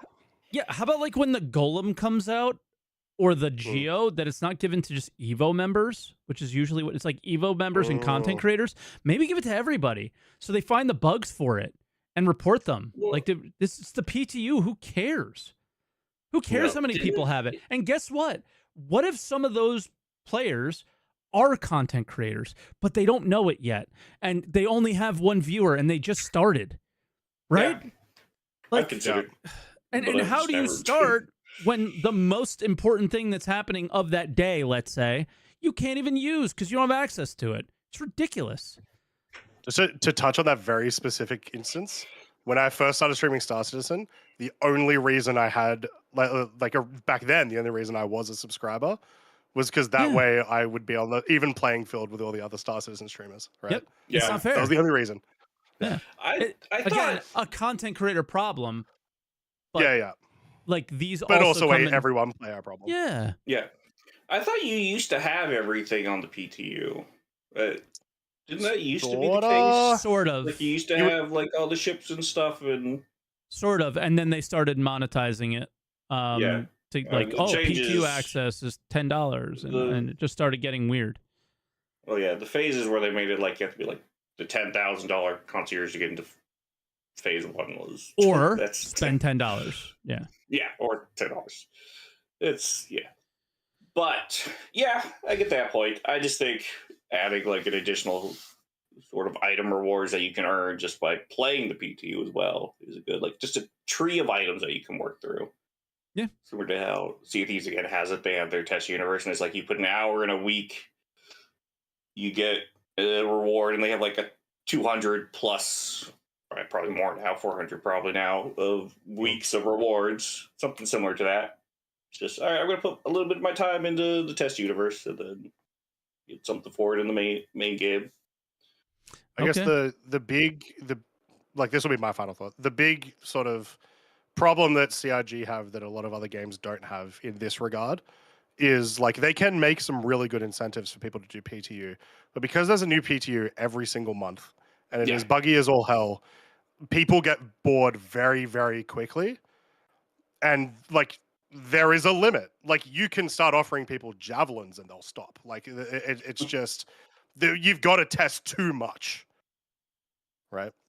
Yeah. So yeah, that's a good point. Is they just focus on this, and they try to do focus testing, but it just doesn't work. They actually put up the EPTU like they said they were gonna. Then they could do more focus testing incentives. Yeah, or I mean, I think that every launch should be done on the EPTU for a new patch, and then the progress is saved. Well, but they reserve the right to be like, yo, this is a disaster. So here's live. If you want to play that, you can. And your progress will be saved there as well. And that'll be that, right? So I mean, that's what it sounded like they were going to do, because with like the 4.0 and then 3.24, I thought that was a good move. And I thought that's how they were going to do it before, that they keep the stable branch and then they'll release the next patch as like progress is going to stop on this one. And then you continue on the new one. But you can fall back to the stable branch if you want to, if it's completely broken. Yep. All right. We'll probably leave it there, Peppercorus, because we've got over 10 minutes. So thank you very much for calling in. As always, we appreciate it a ton. And for the good convo. I know. And hopefully we get to see you at a SitCon eventually. Yeah. Well, I won't be there, but I said if a sitcom was in Florida, I still wouldn't go. I'll just get a photo of Mike and I'll just carry it around. Yeah. All right. I'm excited to hear what the Catch next you, guy dude. has to say. He's a guildie, so and he tastes good with butter. So farewell. Catch you later. That's right. I know. All right. Lobster, Sergeant Lobster is next. Welcome, dude. How you doing, little sir? Hello. Hey guys, how's it going? Sorry to meet. All good. All good. How are you guys today? Thanks for having me on. We're good. We're good. Thanks Yeah, for no coming worries. on. What do you want to talk about? Yeah, so I mean, it was a pretty good week from a Star Citizen perspective. I mean, 4.1 has been pretty fun, I'd say, despite some of the issues with like hand mining not working at all. Do you guys get a UI when you try to hand mine stuff? Yes, but you have to use a yellow tractor beam, yellow multi-tool. You're using the subscriber ones. Don't do that. That's exactly what I'm doing. Okay, cool. Good to know. I guess using my subscriber gears was. And they say I don't play the game. Who says that? No, it's all the workarounds. Yeah. But no, 4.1 has been really cool. It's like it's interesting because like I was just flying around Microtech looking for Copion for Wikello and for Rayari, and it's it's interesting because like it feels cool in that I feel like I'm playing a proper MMO, like just doing farming stuff. We found the one guy doing Rayari missions, Croncy. We found him. Well, spoiler alert, I was going to complain about them in about a minute. Oh, go for it.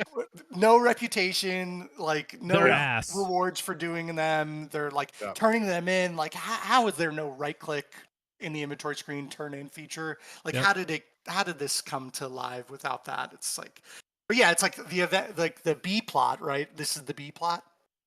This is the Z plot, apparently. No, I think this is the A plot. Like the Rayari stuff is the A plot. Oh, really? Right but now. it's just like there's no reason to do it because like money is useless. Well, the reason, you're correct. The reason is purely lore right now. Yeah. There's no in-game reason to do it. The lore reason is supposed to be that people are not they're recloning, like they're not respawning. And Rayari essentially, I'm loving the lore right now. I got to get back into it, and get CIG to do more of it in the game. The Addison basically said, all right, we're going to let you guys do a bunch of research because, people are not respawning. Right, yeah. So Rayari are now trying, like they're going gung-ho. And that's why they need all this Copion stuff. horns, in fact, respawn. But yeah, it's just like I'm super big into the lore. I'm like very into like the RP side of Star Citizen and just doing stuff just to do it. But even so, it's like, why would I do this Rayari stuff? I don't need any money because I did one supply or die mission. So I'm like good on UAC until 1.0 comes out. He did one, guys. Balance. So yeah, good economy there, and there's no rewards, there's no reputation to grind. So it's like, why am I doing this? But either way, it does feel cool to like see people like flying around the planets. Like we actually have a reason to go explore the planets now, to go harvest this stuff, which I think is really cool. Because planets so far have been pretty useless, honestly. I mean, it's really cool that they're in game, but I mean, there's just no reason to go fly around them. Are you you must be RPing if you're only going like? Are you actually searching the planets for this stuff? I mean, I'm spamming the tab key, but no, I try not to use like the finders or anything like that. I try to go like just actually go around and do them. I mean, like I'll go in like the general direction of like SMO 13 to find Copion, but I try to play as Chris intended for me, I suppose. Now, just quickly, you've said like 4.1's going great this week. And to be fair, I have played 2.5 hours of Arena Commander this week is all I did. So my question, did you do any align in mine? So I've tried it. I mostly play like by myself or just like with a couple other people. I don't play with like a big org that has like 9 Polarises or anything like that. So I've been mostly doing like just quick like loot runs. Like I'm going to go in, I'll go into the alignment facility, I'll try to grab a couple things and then escape with my life. And it's been really cool. The locations are sweet. They look awesome. I like the little tablets where you can find lore. That's kind of cool. I think it's a big win in terms of an event. I like that it's not like a dynamic event that's just temporary. It's just like a thing in the verse now. Really cool. Because it gives orgs something to fight over. It gives, there's actually like valuable items that you can get from there that you need to get away with, right? For Wikello or for Rayari, right? There's actually stuff to fight over. I think that's awesome. I think it's a big win. Yeah. The only reason I asked is because it like most people that I know have only been trying to do a LAN on mine, and it's been an absolute disaster for the whole week. So it is good to hear that the rest of 4.1, at least from your perspective, it's cool stuff. is going great. I'm like one, like, because I just mostly do like small group stuff. I play, and I like to do more like immersive RP. I don't like try to like metagame or anything. So I'm like one patch behind. So like right now I'm doing CZs, and it's been pretty fun, right? Because I didn't really do them before because it was just like a chaos war zone, like Line of Mine is right now. But I just play one patch behind and get the content then when it's not as crazy, just because I'm not like a power gamer or anything. But monthly report, all good stuff. I think dynamic weather is for sure going to come this year, and not because I want it so bad, but because they talk about it every month. I mean, it's like more likely to come, I feel like, to engineering, because like you guys said earlier, thinking about engineering and the work is crazy. How long have they talked about fire in our ships for? True. Just to play devil's advocate. That is relevant. That is relevant. But at least in that instance, that's like part of a package of like features. Yeah. So it's like, something else might be stopping it. This is just rain. We're just waiting for raindrops to fall out of the sky. Right. Yeah. And I know saying we're just waiting for raindrops to fall out of the sky is a bit silly, so but cool. I want rain on. I want the jungle. Yes. I want the jungle. Yeah. Right. Yes. To go back on engineering, like it hurts my mind to think about how much work they need to do to update the ships, to get it working, the system in and of itself, and then dial it for fun. And like you guys talked about earlier, so I won't recap, but it's not even on the test preview yet. So I don't think engineering's coming in 2025, which is a bummer. Yeah. It sounds sweet, but it's just not. Has it been almost a year since we had the first engineering experimental mode Arena Commander, right? It was first half of last year, I think. Yeah. I didn't even really try that. Every time that I hop in, there's nobody there. There's nobody to play with. Nobody does it. So it's like I never even really got a chance to do it, other than just kind of looking around the C2 or whatever it was. I'm excited for 4.1.1 coming out into BTU. I saw the sneak peek that was looked like asteroid bases in Stanton. I guess maybe that's a 4.1.1 feature. I mean, I think the asteroid bases are really fun. They feel like a World of Warcraft raid, or not a raid, but like a kind of like a dungeon. Like the ones in Pyro feel very much like a small enclosed separate thing, like almost instanced. Yeah, they're awesome. It's cool. Sort of location to do missions. Yeah, you get into the space combat when you're going there, and then obviously there's turrets, you EVA, and get some. It's very cool. So I'm excited to have more of those, hopefully in Stanton soon. And then I wonder, on the roadmap, there's space combat missions that are still listed as tentative. New set of ship combat missions featuring improved scenario design and refined storyline. Obviously, those didn't make it into the 4.1 build. CIG hasn't really talked about these at all. So I'm wondering if those are going to be a 1.1 demo. I mean, perhaps maybe that's why Rayari feels off or something. Maybe it's something related to them. Could be. Maybe. Yeah. Like protect our cargo haulers that are dropping off this important stuff. I don't know. Data runners. I would love, I don't know. I've been playing since it was a hangar module, and I would love to have more interesting space combat missions. Because first of all, I haven't seen any bounty missions that are in space anymore. Those seem to be just now planet side, and I would love for the NPCs that I'm hunting down. They're still in space. Just depends on where you go. Oh, are they? Okay. Yeah, yellow. Maybe I just haven't grinded them enough because I get bored. That's how we got the 1200 Quantanium for Wicklow. Nice. Was VHRTs around yellow, man. Just that's actually really cool. four SCU at a time, guys. It was fucking brutal. Yeah, I guess I'm just not that psychopathic. I understand. Yeah. Yep. I understand. Not many are. But I would love there's some of us are. I would love to have NPCs that are doing something other than just standing around waiting to get shot. They're transporting stuff. Yeah. They do also mention in the monthly report, EVA NPCs. So. Oh, really? Okay. Cool. Yeah. So obviously, that aspect is obviously a tech limitation, but they've always been able to do other stuff. They just didn't move towards it. So. Right. But yeah, I mean, overall, not to take up too much more time and let you guys get to other callers. I'm having a really fun time with 4.1 when everything is working. Of course, I mean, still some hangar issues which are really frustrating, but I think it's a really good patch. I think this content push, playability push is I don't know if I want to say it's working just yet, but I can see that we're getting there, which is cool. I'm really excited. And like now I'm going back to my friends who have shelved Star Citizen, saying like, hey, now might be the time to jump back in and see what's going on here, because there's a lot of fun to be had, which is cool. Yeah.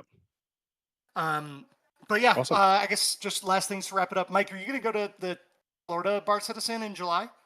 I don't think so, but yeah, I know it's a little bit far for you here in it's actually in my city, Tampa, which is cool.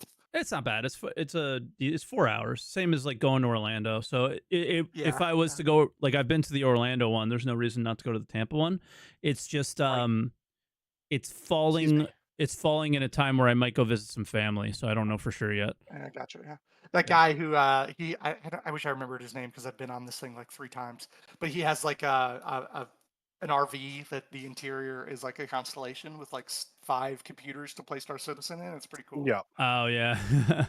So, but anyway, I'll wrap it up and let you guys get to next callers. And thanks for having me on. Thanks for the show. I love watching this every Sunday. So see you guys in the verse. All right, bro. Catch you soon. We appreciate it. Catch you, mate. Peace. All right, and our next caller is Frosty. Frosty, what's up, dude? Frosty, how we doing? Hello. Howdy. What do you want to talk about? How are you guys doing? Good. Citizencon, stuff like that. So I did say in a previous ATC that it would be a time down, probably online Citizencon. So I was right. I think for this one, it's just going to be an update on features that we already know, like engineering, all that stuff. It's just going to be basically where it is now, where they want it to go. No dates whatsoever. It's just going to be here it is. We've shown you. Stop asking us, basically. That's why I expect it to be more like the 2022 rather than 2021. Because 2021 was very like, you can tell that this stuff was for a real Citizencon, right? We get none of this. We don't get to watch this guy eating pizza in the background, dude. True. But we don't get a deafeningly loud hornet every 30 minutes.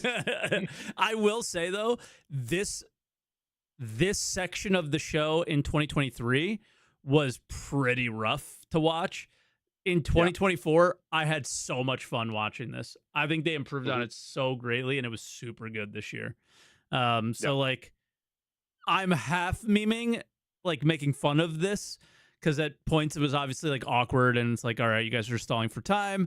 And then at points it was like really, really funny and it really added to the show. And it was like, we're not going to have that this year, which is like a bit of a bummer, but yeah. With the like tech previews and all this stuff we just said they was going to do, I think it's more likely you'll see it around Citcon. I don't know, and they'll throw in an engineering one or, you know, something like that. But another part of Citcon, I think 100% they will start Squadron 42 marketing at Citcon. They'll bring back, I don't know, probably like a brief room style episode, like an hour long, talking about some stuff. Probably they'll continue that for a few months, for about 6 months, do like normal advertising that you see, TV, you know, YouTube, Twitch advertisements. And I do believe, you know, from what I think, it's still going to be coming before Invictus next year. It's not obviously people are gonna say it's gonna be you know, that's a coping thing to do, but from a business standpoint and looking at it on the timeline, it's probably the best place that they could be and probably release it.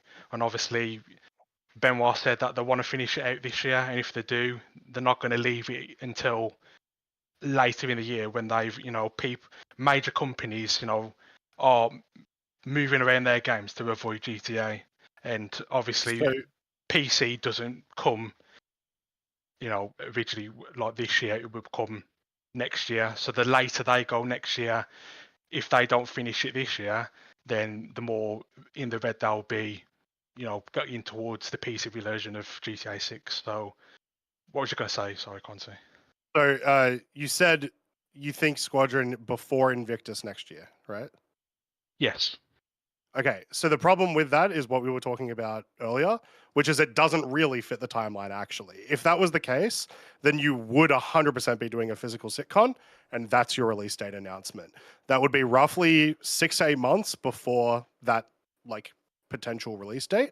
And that's roughly how long it does take to go through the entire campaign process of starting to release all your regular advertising, starting to get the hype built up. If they didn't do it at SitCon if they went to release, the time would be too short. Which is kind of like what we were saying, where it's like, that's why we do not think it's going to be a first 6 months next year. More likely to be a late 6 months. Yeah, and maybe then like pre-orders. They would probably.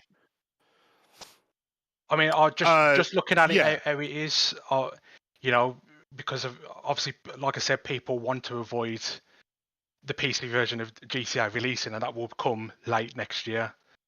No, I'm saying GTA has essentially already been confirmed to been delayed to next year, and the PC version is not expected for multiple years until after the release of the console version. No way. I mean, we don't really know if it's delayed yet, but it's delayed. If it wasn't have delayed, they would have announced the release date. I think it was a month ago, during I don't remember which convention it was, but it was one of the big ones. At this stage, it's too late. If they were releasing like Christmas this year, they still have like a very, very small amount of time to do that. So with GTA, we'd normally find out with their first what's it called, the financial quarterly thing that they do, which is either this month or next month. That's when we'll know when it's actually delayed. But it gives them 6 months of advertisement and marketing for Squadron. That's all I'm saying. For my timeline in my head, that just fits. But yeah, it could get delayed. That's what I'm saying. That would fit if they did a live Citizencon. Yeah, obviously because you would push for it there. You're going to get a lot more eyes on it, a lot more hype around it if you announce it at a live event. Nobody's which is why watching the what digital I think version. Is going to happen. Yeah, exactly. Only what I think is going to happen probably is that it won't be announced at a Citizencon at all, but it will still be announced at a live event, whether that be something like the Game Awards, something like Gamescom's mentioned in chat right now. It could be that Gamescom, that sort of stuff is a lot more likely. That's before SitCon though, so yeah. Gamescom next year. I don't know. Yeah, that's all speculation anyway. But. Yeah. We'll just have to see, but that's how I picture it in my mind. So, it's. Hey, you were right about them not doing the live Citizencon at all. So that means, by my estimation, that must mean that you're 100% correct about everything you say. Exactly. Yeah. But yeah, it's some of that I've thought about since last Citizencon. It's just what else can they show us? Other than a date, because obviously they should know when it comes, but obviously it's CIG. They've said it multiple times in the past, but it's something that they do need to get out the door. It's something that they do need to push out, because it's obviously it's taking a toll on them right now, especially with the PU, and they need to get that sorted too. So, and obviously they're giving themselves every bit of leverage with what they're doing this year as well to finish it out. So it's basically on them. If they want to do it right, then they need to not mess it up. Yeah, essentially. Yeah, for sure. Yeah, but that's me done. Okay. Thank you. All right, Frosty. We'll catch you soon, and thanks for the call as always. And I don't know if I just want Citizencon. I just want Squadron out. So whatever happens the soonest is what I want. Get it out the door. Yep. All right, bro. Catch you. Cheers, bye. And honestly, GTA on PC as quickly as possible, because I'm not buying a console for it. Way more mad at Rockstar than I am at CIG right now. True. All right, let's bring our final caller for the day. Snugs, are you there? How you doing, Snugs? Hello. Classic, gotta mute the stream. Right. I just have a quick thing. One, SitCon, I guess sad that it's not going to be in person, because I was kind of hoping to go this year. But I also would rather go to the SitCon where it's the mass hype, Squadron 42, cool stuff, maybe some celebrity appearances because they've always teased us with that. And we were so convinced last year that Mark Hamill was going to go on stage. We were Didn't Jared say something to all of you guys? Jared played us like a fiddle. Like he was going for it the whole time, and 100% he knew it wasn't happening. That's a shame. And then referrals, I guess, nice to see Morph come on. I feel like somebody like him, we need to put him in the game. Like, as we get closer to new systems. Here's what I'm saying. Like, okay, Terra's about to release. 6 months before, start up a dynamic event. Hey, I'm such and such character and I'm the head architect of Terra Prime. We need a huge influx of construction materials to the new system. Drop them at the Terra Gateway. Just stuff like that's even too much. Like I would love to just possibly. I mean, I think that would be fantastic and honestly deserving of how much actual reward is there. But the for me, like just if I was in his position, just a simple the building like a beautiful architecture building in a place of his choosing would just be named after him. Yeah, something like that. Absolutely. Okay, well, I have kind of a question. It's my reason for coming on today. With the big influx of new content, if you will, I think something I've been thinking about a lot recently is I have some renewed hope this year that CIG are actually going to make a good game at some point in the future. I know that, there have certainly been some fumbles with some things, but I think a lot of the content broadly has been good. Obviously, some issues with implementation and not thinking stuff through all the way and whatever. But I think I'm convinced that they can make a fun game with depth to it. And I don't know. I'm just curious to hear what you guys think. I think I know where you're coming from. For the longest time, focusing on tools for as long as they did meant that you could do them but not do much with them. Right? When you start focusing more on content like they have the last few months, there's things to do, right? There's events to play. There's Mike's breaking. There's reasons to log on other than just to try a new feature, right? Yeah, and I think stuff like Aligner Mind, I think they did a cool game loop. They did a good game loop, I think, in that. And I think that gives me hope for the future when, we get past, meshing, look at the engine, So, I don't know. What makes you feel this way? Because you are aware, I feel the exact opposite. Interesting. Okay. I think that I don't know. I enjoyed. I don't feel the exact opposite, but yeah, go ahead. I would say I enjoyed Supply or Die for the most part. I think it led to fun. They did an event that led to fun gameplay. That led to me and my friends feeling like I want to log into the game.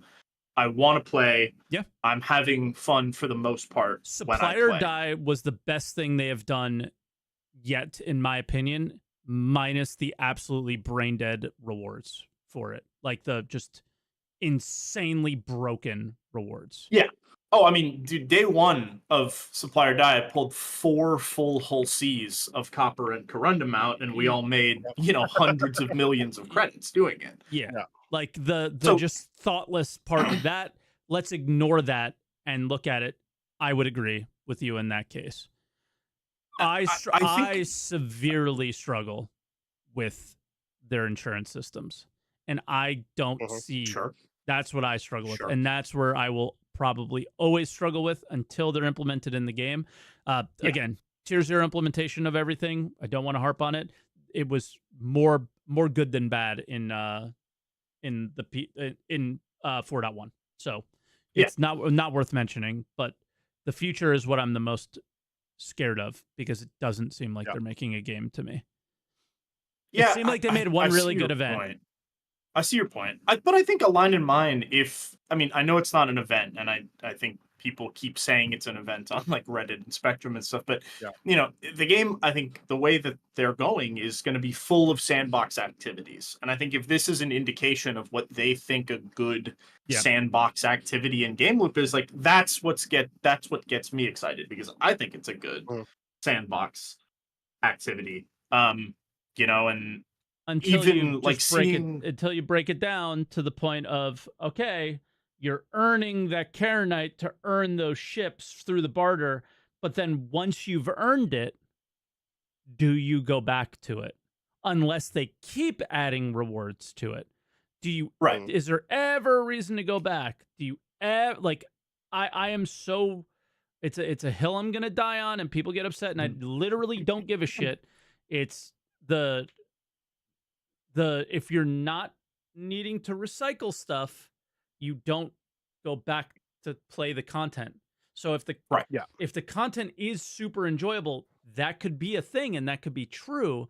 But if it isn't made repeatable by the other systems that are going on in the game, or it's being undermined by the other systems that are going on in the game, then you have a problem. And that's where I'm struggling to come up with the same feelings that you are, because I look at it as, you got designer over here who's like possibly working like with the marketing team rather than the economy team, and then you got designer over here who's definitely working with the economy team and is undermining the and it just seems very, they're all disconnected.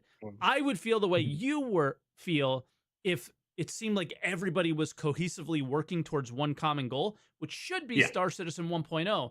But everything that I'm seeing is just doing enough to either get us to buy spaceships, which is, the first thing that comes to mind there. But I think the most, excuse me for hitting the mic, the most time that they're spending and the most effort they're putting into is just trying to get us in game and play a bit, and to enjoy what time we have in the game. So, the events, and I think that their focus is on just making it fun for little bursts of time, and that none of that is necessarily coming together in my mind that are going to lead to this like cohesive, enjoyable experience yet, which they've been talking about for 2 years, and I keep trying to find, and I'm struggling to see it.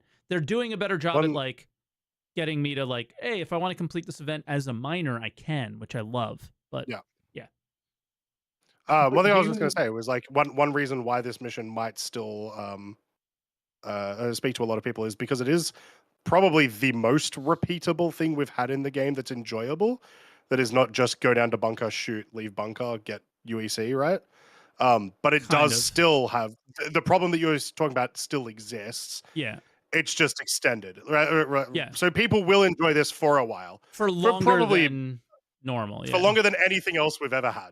Maybe CZs, but it will still have that problem. CZs have a similar feel to them. I thought CZs were fantastic too in that front. But the reward at the end, if insurance is involved, it can't be lost, and you got like a ton of steps in both CZs and Hathor that lead to rewards that you never go back to them. So I almost feel like dumbing them down slightly, and that'll make them more repeatable.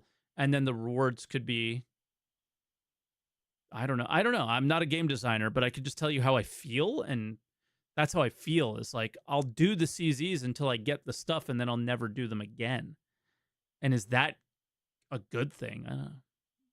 Where other MMOs, I would like farm the rewards and sold them to players and use that money for other things. Like that, where's that? I guess is my problem.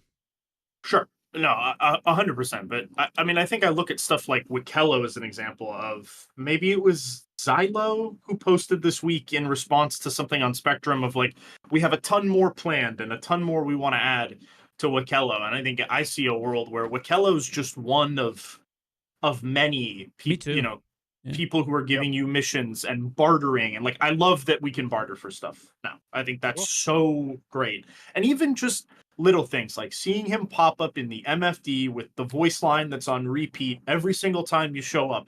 I feel so much more engaged with what I'm doing. just from that. And I think that's where I look at it positively of like, I'm excited about that direction that they want to head in and are already executing on it. It's not like we want to make more immersive stories when Dave Haddock gets on stage at SitCon. So like, Elliot, just cool. to stop you real quick, Elliot has a little issue with your pronunciation of the new mission giver. So let me just put that. Sorry. It's fucking Wicklow. Yeah, Wicklow. Wicklow. Okay. It's Wicklow. There you go. You've got to say the F word beforehand. That's his title. Very important. Yeah. Yeah. Like speaking of Wicklow, like I do appreciate and love just how much character they put into a character who has like 5 voice lines. Yeah. And he's like already my favorite character. Like so, like just all those lines have been so well written, so well performed. So if we get more of that, also like as a surprise, because this was pretty much a surprise. Yeah, like that's gonna help the content feel a lot more interesting. Yeah, his Emporium, everything. Like there's so much good there. I just hope it's not. All right, well, we have to keep building on it because you've already gotten the other. Like we talked about it earlier about like spending points on older rewards, all these things, and MMOs last for 20 years, and you don't want an MMO. You don't want content in MMOs that you just pass by and never do again, unless they're like timed, similar events to what we're experiencing now, which is totally fine. Like Supply or Die, stuff like that. Those are the ones that like I was there moments, and those are important as well. Yeah. But the content that you put in the game, you don't want to pass by it. You want to consistently come back to it. A lot of people go to WoW. I shouldn't speak for this is how MMOs work because WoW is different than Ultima Online, is different than EVE, is different than Albion, and all these other MMOs that I played. But that's what I don't want. I can only speak for myself. Is I love the games that you can come back and repeat. At least certain Wicklow content, Hathor, CZs, definitely feel like end game MMO content, and that's the kind of content that is and should be repeatable, while as the beginning stuff is usually the stuff you pass by. So to be clear, but yes, cool. But even then, farming animals or something, would be a thing. Last sentence, Snugs, before we head off.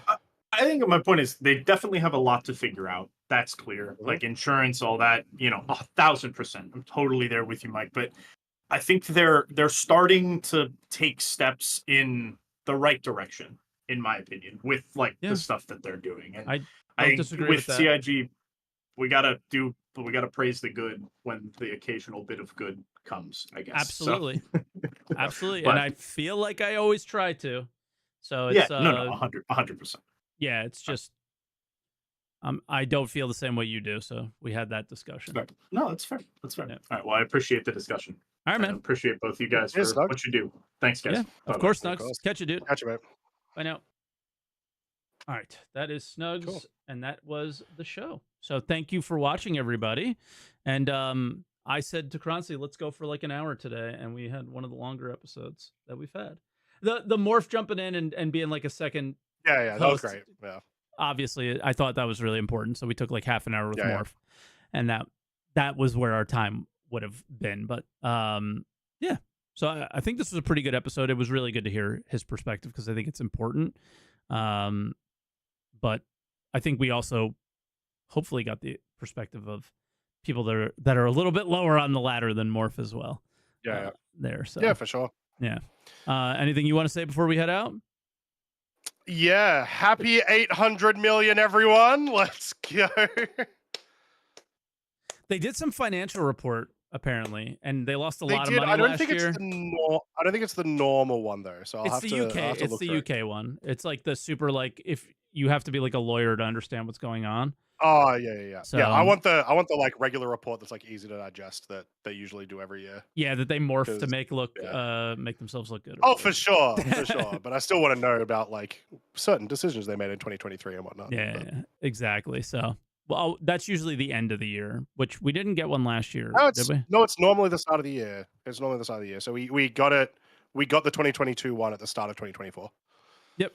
Yeah, it is what it is. I don't care personally too much, but I just want a game, man. I just want game. I want what Snugs wants. That's it. I think everyone does. I also wanted to not forget to answer the call. That's right. That's right. Thank you for watching, everybody. You queued me up too fast. Thanks for watching, guys. Catch you next time.